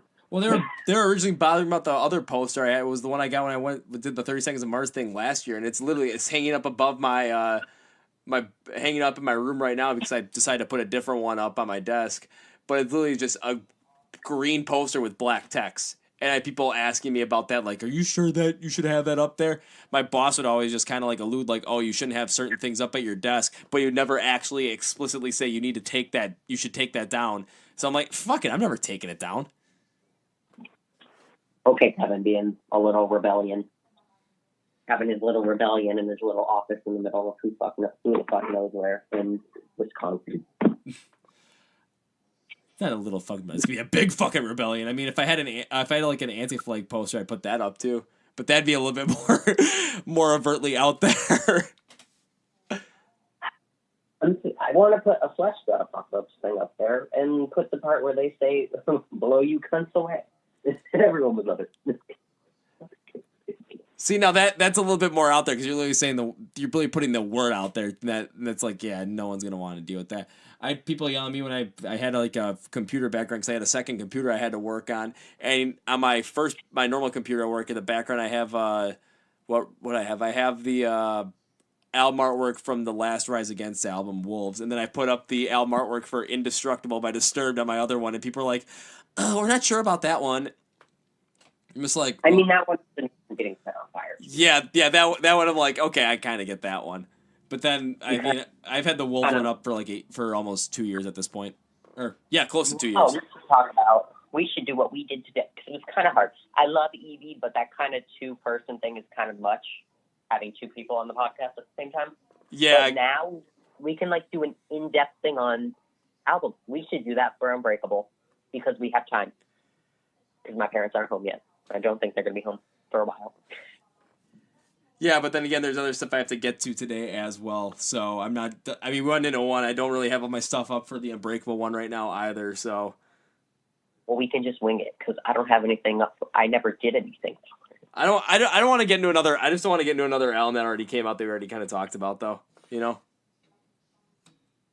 Fine. See, I always got me. I'll say we have other albums that'll come out that we'll get more in depth on too later on. I mean, like we were talking about, once In This Moment comes out with theirs, yeah, we're gonna get into that. That's gonna be the only album I'm probably going to talk to you about for the rest of the year. I'm pretty sure Lacuna Coil is waiting for 2020, and even then, I don't think you're going to be doing anything about it. And then Epica's not releasing theirs until 2020 because they got their book coming out, which I pre-ordered, by the way.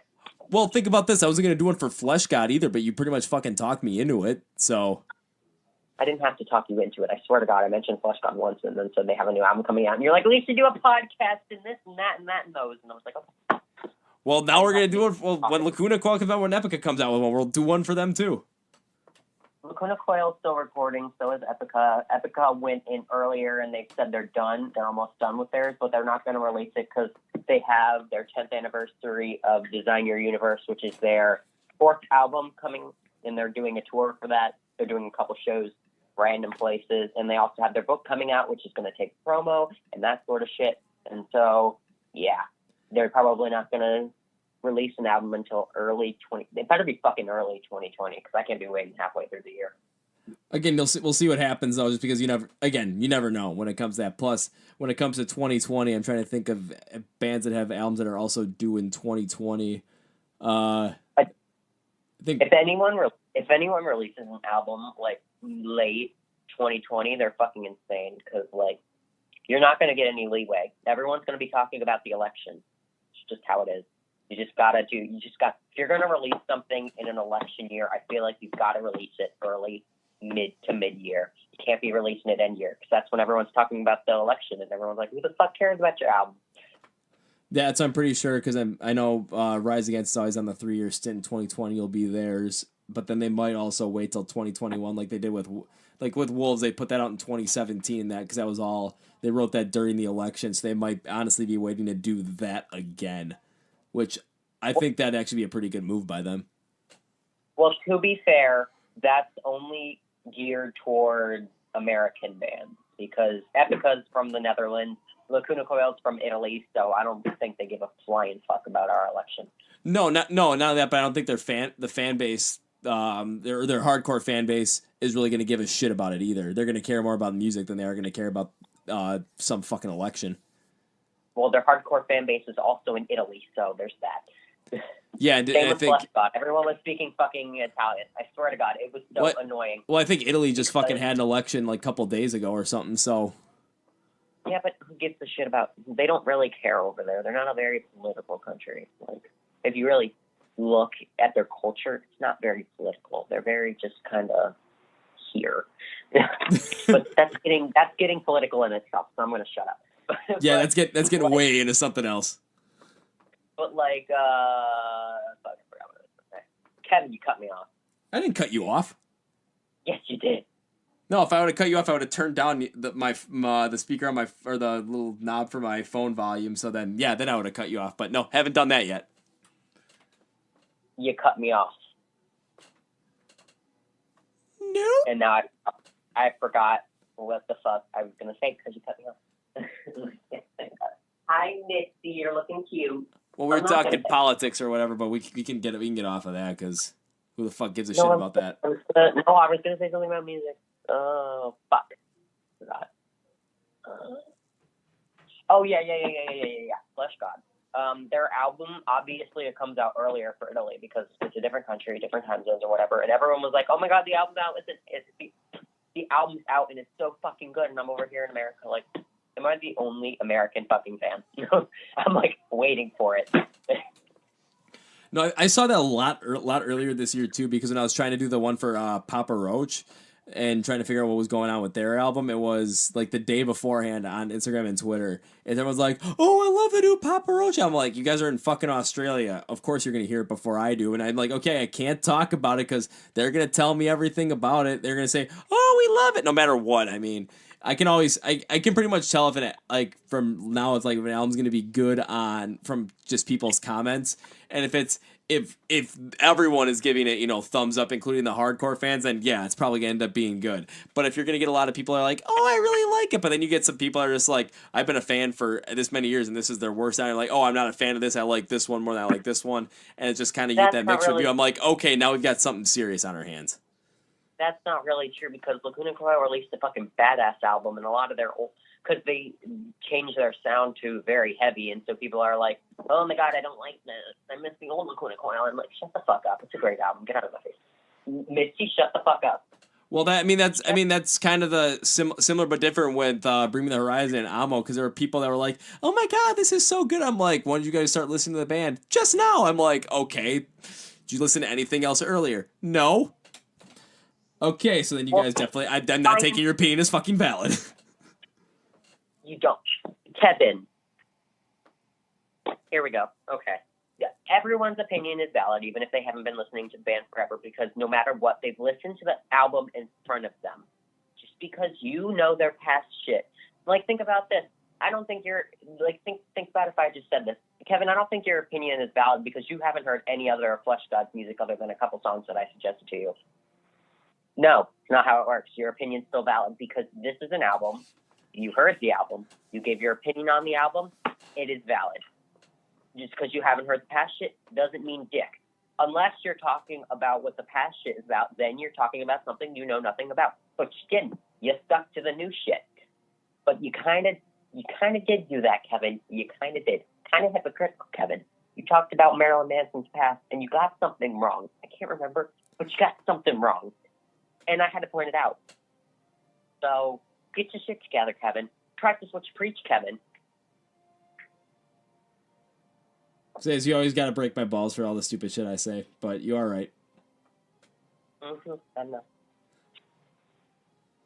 know what the fuck I'm talking about sometimes. What else do you want to talk about? Fuck, I don't know. I mean, how long have I been ahead you on? Almost an hour and a half. Yeah. I don't know, I got to still make sure I still got to make sure this podcast gets out too, because I know it's releasing sometime tomorrow, but there's other shit I got to get going on too. So no, I'm not sure if I really have something else I really have to talk about with you at this specific moment. Well, what about in general? I can put my 2 cents in. What about in general? Let me think. I'll come up with something in general.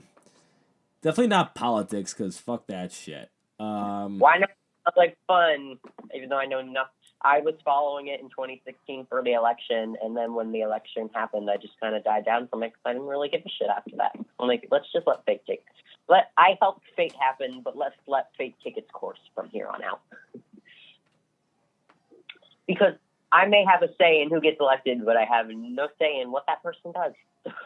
So I'm just gonna get out of it. That's and pretty. I haven't been following it. I don't know how Trump's doing.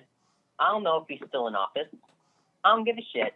I've read a couple of Twitter headlines, but Twitter's biased as shit. So am I going to believe it? No. God, you've been listening to the same podcast I have? No, not at all. I don't listen to podcasts. Yours is the only one I've ever listened to. Woohoo! I don't listen to podcasts. They're not my thing. But I'm in this one. So I'm not going to listen to mine because I hate my fucking voice. But the other one. Oh, don't worry. I don't even, like, after I put these out there, I'm like, am I going to listen to it? I listen to parts of it just because I want to make sure that everything sounds good, see where I can make some improvements here and there. But will I listen to my whole entire thing?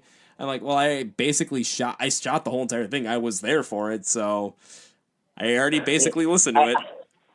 I can see you cutting out the part where I totally exposed your ass. Oh, do you think I'm not gonna leave that in? I pretty much once these I don't think I've ever cut really anything out of there. I think there was one time I had to cut something, but that was just because my computer freaked out and stopped the recording. This is just one of the solo ones I did, and I had to just cut out certain parts of it so that everything fit. But otherwise, I mean, I just keep these straight and raw. Well, good, because the public needs to know that you've been exposed.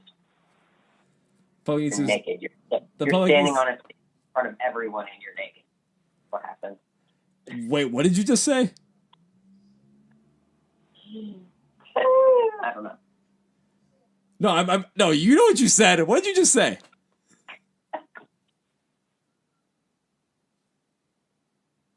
Oh, don't go quiet on me, man. I said you went on stage. I took your clothes off and exposed you. God, sounds like a recurring dream I had back when I was a kid. You know, it was always like it's like you had a dream and all of a sudden you were in your underwear. Ah! Yeah, that actually did happen in my dreams a couple of times.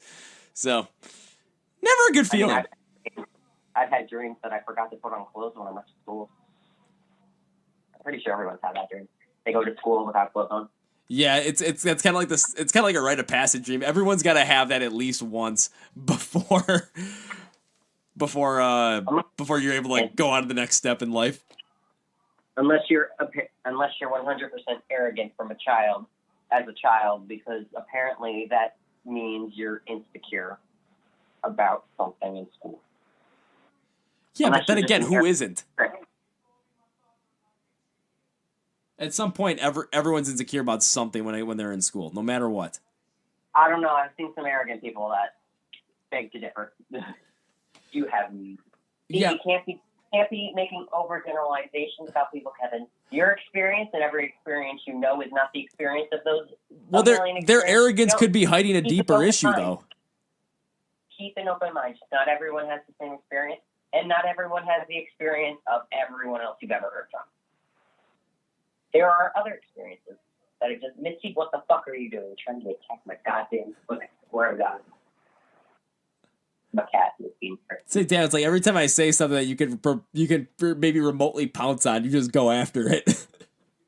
Got to snap on. Oh man, you're killing me with this shit. Keep going, Kevin. Say something else stupid and I'll tag along. I might have to stop at that one just so I don't say something egregiously stupid. Even though I probably already did like 20 minutes ago. Every time you film a video, you just need to have me on the phone in the background and I will comment every time you say something dumb as shit. Oh god, just wait for the next one. There's probably gonna be somebody that comes on me for saying some dumb shit. It's gonna be fun. What's the? I don't know. In the next one, I kind of bash religious music a little bit. Great. Guess I'm gonna have to expose your ass again.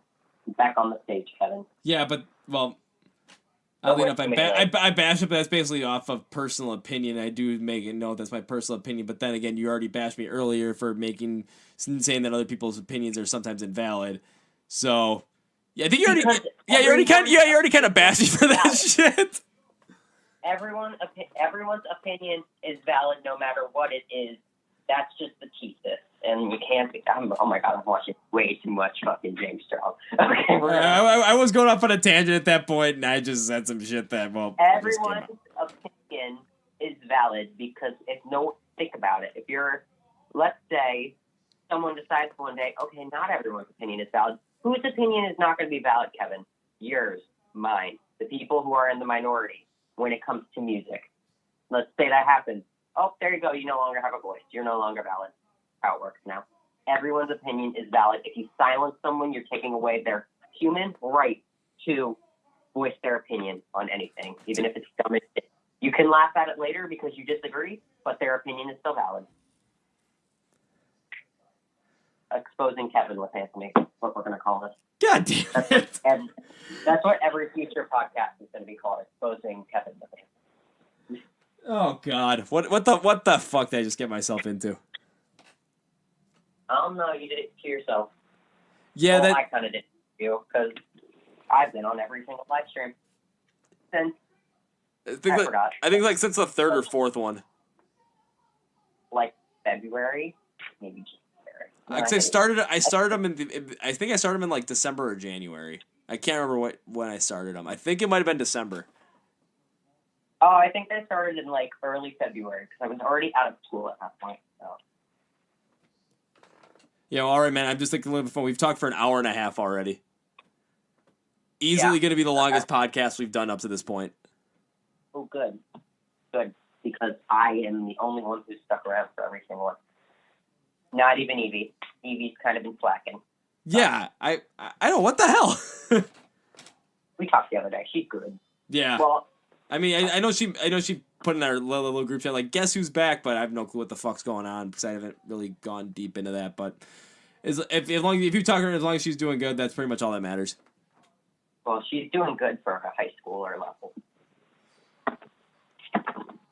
which isn't that high, to be honest. Oh. Okay, I bought these candles off fucking Amazon for like $10, and they're both already out, and they just started they're dying out. There's plenty of oxygen circling around this room. I have this fan over here, another fan on the wall. My cat's over here breathing really heavily. So, and I have 4 fucking plants in the room that I just got, and I'm already a plant person now. So, don't know what the fuck it's doing. You just got some bad candles, man. Yeah, I'm kind of sad. They were actually kind of expensive. They were fucking, how much? 20? No, 15. For 2 of those Jesus candles without Jesus in it. Fuck Jesus. Oh, okay. Yeah, I love those. I always like putting them in the window. Well, I mean, I had someone show up at my apartment. Is like, oh, because they wanted to see the place. They was like, oh, you need to have candles in here. I'm like, why the fuck would I get candles? Because they smell nice. I'm like, I'm not gonna get candles. I don't don't care.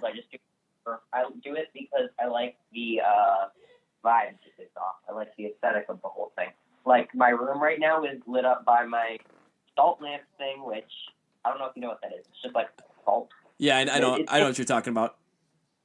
And then I have an air purifier that lights up, not that much. It just kind of flips rainbow. And then I have 2 candles, and that's what's lighting up my room. And I like it. It gives an eerie presence, and so do I. So. See, now that sounds like my roommate's room because he'll have the the lamp and the candles and he'll do incense though, mostly for smell. Oh yeah, I have incense. I was gonna light one, but I was like, I don't feel like lighting one today, so my mom can come home and wake me up. Because last time I had it going, she was like, "Are you burning a candle? Don't burn the house down." I'm like, "It's an incense, my God." Still afraid you're gonna burn down the house though. Well, if I do, it's gonna be in a fit of rage. It's not gonna be on accident. Let's be real. All right. I'm just thinking about. Do you have anything more you want to talk about, or otherwise, I'm gonna probably let you go after this, just because we've been going on for a while, and just want to make sure I get this podcast out for the people tomorrow, or today when they listen to it, or if they're listening to it on release day. One more thing. Okay, so I like doing this thing where I started it a couple years ago because I'm on this metal community thing. I've been on it in a while, but what I used to do is I started this trend, even though other people started stealing it, and I'm like, fuck you. But you know how the Big Four consists of Metallica, Megadeth, Slayer, and Anthrax? Yes. Well, what I do is I do personal Big Four. So you pick your favorite 4 bands, and that's your personal Big Four. Mine changes all the time, but you get the idea. So I pitched it to my online friend. His name is Zach. He is sweet. But we did it earlier, and he gave me his top 4, and I had my top 4. His top 4 were In This Moment, New Year's, no. In This Moment, Lacuna Coil, Hailstorm, and New Year's Day. That was his Big 4. Mine is Epica. My mind just fucking left. I don't know where it went. Okay, sorry. Epica, Evanescence, Fleshgod Apocalypse, and then it's between Lacuna Coil and With Them Temptation, but at the moment Lacuna Coil is winning. I'm still debating it in my mind. I'll get back to you on that later. What's your Big 4? All right, my Big 4, definitely number 1. I got to go with Rise Against. That's my favorite band of all time. No way around it. Yeah, shocker. Put Disturbed up there as well because they're my second favorite band of all time. Absolutely love Disturbed, without a doubt. Third, I'm trying to think. 'Cause I did do the top 10 bands for myself. Third, I love Hollywood Undead. I know that some people are gonna think that's kind of campy, and I've heard gay. Yeah, well, just what you're gonna say right there. But I still enjoy the music. And fourth, the one that's a little bit more uncharacteristic for my kind of style is I put them up there still because I again still enjoy their music. 30 Seconds to Mars. Okay. Mine, mine is Lacuna Coil. We're just going to go with Lacuna Coil because I have, like, all of their merch behind me. Well, not shirts, just I have every single one of their CDs, all of their albums. They have, like, this set thing with all of their albums in it. It's really fucking cool with, like, an entire book. Okay, whatever. And then their book that they released last year with, like, all their signatures and shit. So I'm going to have to go with Lacuna Coil for number 4. But Evanescence is really the only one that's kind of different from the rest of them because it's more rock than it is metal. But it still has, like, that metal sound. But I like how with me I have Epica and Fleshgod are both symphonic metal bands with 6 people, and Lacuna Coil and Evanescence are both gothic metal / rock with 5 members. So mine are pretty similar. Yes, I'll say mine are kind of vary a little bit more because you got Rise Against, punk rock straight up, then you got Disturbed metal, then you go towards Hollywood Undead, which is kind of they're kind of, was that like rap, like a mixture between like more rap and new metal because they're not necessarily new metal, and then you got not bitch. What was that? They are gay metal, no, not metal, no. and then they are what are they? They're fucking like rap rock. Yeah, something along those lines. Yeah. I'm gonna look it up. Yeah, and then what was? And then there's 30 Seconds to Mars, which they've gone for more like that kind of like space rock feel from their first album. They went more of that emo rock style on A Beautiful Lie. Then they've gone more alternative and pop rock lately. But I just really like them. That's just me. Yeah, they're rap rock. Okay, so I did get that. And then I'm thinking, I'm like, shoot, like what bands dropped out? Because I'm looking around my room right now. Like I got my 30 Seconds to Mars poster up here. I've got my Rise Against one, but then I just put one above it. I'm like, oh shit, like I have the Foo Fighters up there too. It's like that's the one that dropped out. You see, we are very different people, me and you. It's kind of funny because you have 3 rock bands and a metal band. I have 3 metal bands and a rock band, which is also debatably metal, so there's that. But mine, all 3, or technically, Fleshgod has a female vocalist.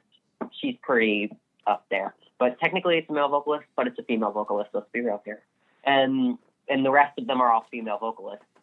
But Lacuna Coil also has the male singer, and same with Epica, but the women really front those 2. And you have all men. Yeah, there's similarities in our list, but all the similarities are all in the differences. The differences are a lot. They're a lot. I kind of want to make it to 2 hours, Kevin.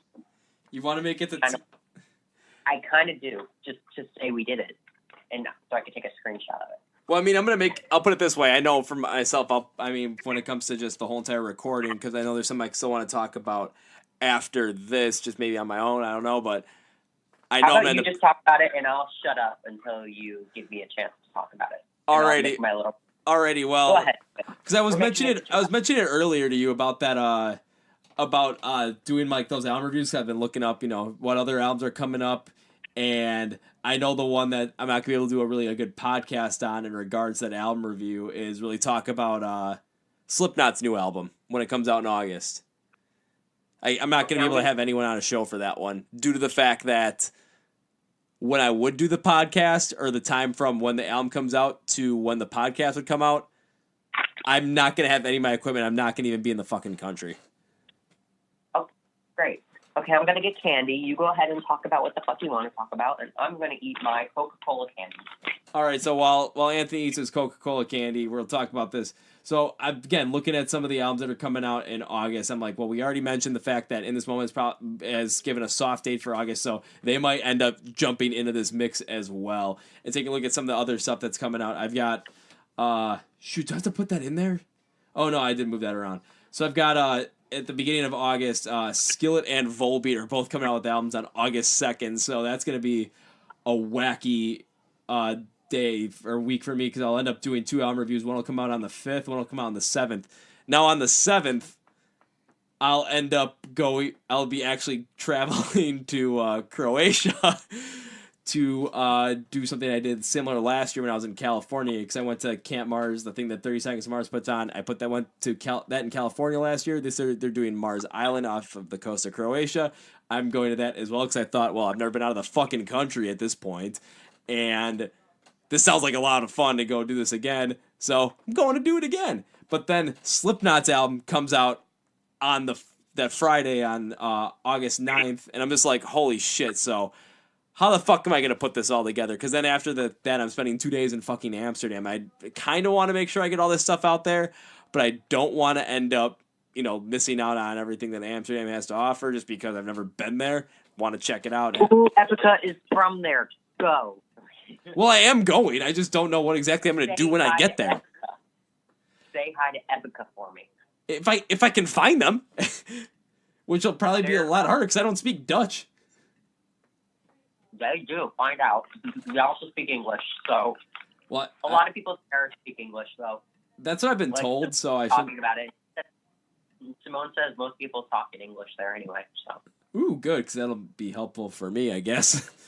But to be fair, most of them are tourists, so just find the touristy areas and you'll be good. Yeah, but then again, like, whenever I'm there, it's like I always just end up whenever I'm going somewhere by myself, I just end up wandering into these random places. I'm just like, how the fuck did I end up here? That sounds like you. I don't know why that just sounds like you. Well, I mean, that happened when I was in California, too. I was like, wait, how the fuck did I end up here? I end up walking, like, 3 miles. Oh, you got lost in fucking California? Just look at the weird gay dude skipping around the corner. Follow him. I'll say if I was looking for that, then, well, I'm trying to think. I don't even know what corner that would be on. They're everywhere in California. Misty, go the fuck away. Okay. Yeah, so when it comes down to that, it's just because I've got, and what happens if In This Moment's album is like, they're like, oh, it's coming out on the same, like, around that same time. I'm completely screwed. I'd be in Amsterdam sitting in a fucking hostel or a hotel room, literally just listening to music and just doing these album reviews on my fucking phone. Like, the video quality is going to fucking suck for those. Let me just say, if it comes out that In This Moment releases their album before Slipknot, I'm going to flip my absolute shit. Their first single came out in October, and these bitches are making us wait of 2018, and they're making us wait until late August. And I swear to God, if In This Moment comes out with their album before that in August, I will flip my shit. Well, I will. I'll say this: if In This Moment does, I'm gonna be in for one hellacious weekend for that first weekend of August, because if they come out within that first weekend of August, I've got a Skillet album I'm doing a review on. I've got a Volbeat album I'm doing a review on. And if I have to throw In This Moment in there as well, there's going to be like 3 straight days where all I do is, it's like you're going to have YouTube is like, okay, we got this review. Now we got this one. Now we got this one. I'm going to need that just fucking big. Volbeat. I'm not skipping Volbeat. They're kind of boring, let's be real. But then again, what if they come out with a banger of an album? Then review it, but they're probably not, let's be real. How about whichever one is the worst, just skip it and then do a podcast with me and we'll rant about it. And you can make me listen to it. Just skip. Only if In This Moment is coming out with one, but you're going to do it because In This Moment's amazing. Well, the thing is, if In This Moment comes out with one at that time, then that podcast isn't going to be about the one that I skipped. It's going to be about In This Moment, because we're going to end up talking about it. Yeah, but I'll listen to the other one, and you can just tell me to shut up, and I will. Yeah, but that's going to be me probably talking for like 20, 25 minutes just going through that whole entire fucking album. You can literally just, you could have at any point throughout this whole podcast just said, shut up, Anthony, and I would have. Yeah, but where's the fun in, well, I mean, there is fun in that, but then again, I mean, that we went off, we spent almost the first hour of this whole entire conversation going in depth with that whole entire Fleshgod album. Yeah, but you let that happen, and that was fun. But that's what I wanted to happen. But yeah, if you need to make me shut up about it In This Moment album, we need to get into another one. Not an issue. Missy, I let you out. Shut the fuck up. No, because probably if we, again, when we do the In This Moment one, we'll probably go even longer, honestly. And I'm totally fine with that, because... No, I'm not a big In This Moment fan anymore, so... I feel like if they came out with a new album, though, you'd probably want to get more... You'd probably end up getting into it, though, at least. Probably, yes, and I might love it more than my life itself. Oh... Give me a minute. Hello? Right, we also had a second guest on the show, everybody. Anthony's cat. Okay, I've got to end it off here. My parents got home. They did. Oh, shoot, where are we at? We're at 148. Whatever. I can just let my phone run if you want. Nah, like we can end it there. It's all right. Okay. I don't think anyone's gonna beat this length. Fun. Thank you for having me. This has been fun. All right, this has been fun, man. Well, instead of thanking me for everything, thank you for being on. This has been fucking fantastic. Mm-hmm. It was fun. All right, thanks, bud. Night. Later. Yeah, bye. Alrighty, everybody. So that again was Anthony, aka the real Satan, as well, showing up here. I mean, we went fully in depth on that Fleshgod album. I'm happy about it. That dude always ends up breaking my balls and always end up pointing out the stupid shit I say. But then again, I actually don't mind it because it makes me human for saying stupid shit. And, well, always kind of, realigns me, or whatever you want to put it. I don't fucking know.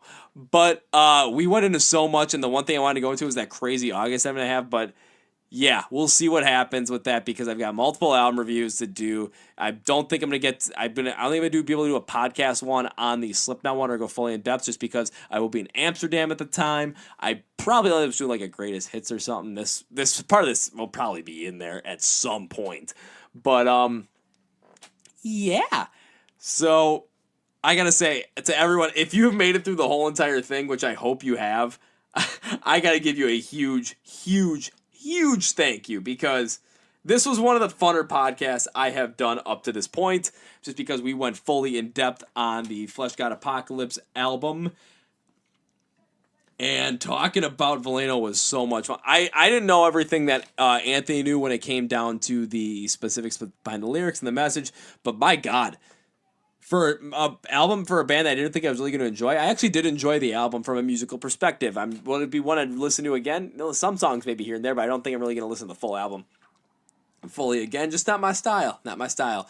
And as Anthony pointed out earlier, everyone's opinion's valid. So if it's your style, it's your style. If it's not your style, it's not your style. I was just going off on a tangent at that one, everybody. So again, if I made some remarks about saying that your opinion is invalid that you guys didn't like, I am sorry. I just was kind of going off on a tangent, and I kind of just put that in there. That's my bad. My bad. I take full responsibility of that, as I should. And it's been fun. This one's been a lot of fun. I mean, we went in depth on some stuff. This has been a great conversation with Anthony. I hope you all enjoyed it. Thanks for listening to the My Song Day Rock 2008 podcast, the Chord Progression podcast. I always love having you guys here. Always love your support. I want to say thank you for listening. Thank you for making it through the whole entire thing. If you did, if you didn't, well, if you just skipped to the end, thank you for, well, just joining us here. If you want to be on the podcast, send us a direct message or email me at kevin@mysongoftheday.com, and I will be sure to get back to you because I love talking to you guys on the podcast. Hell, if we go 10 minutes, 20 minutes, if we go almost 2 hours like Anthony and I just did, hell yeah, I am here for it. Let's talk. We can talk about anything, music, whatever it is, but mostly music. I mean, that'll be the base. But we'll go off after that, and I am fully into that. So I'm happy about that.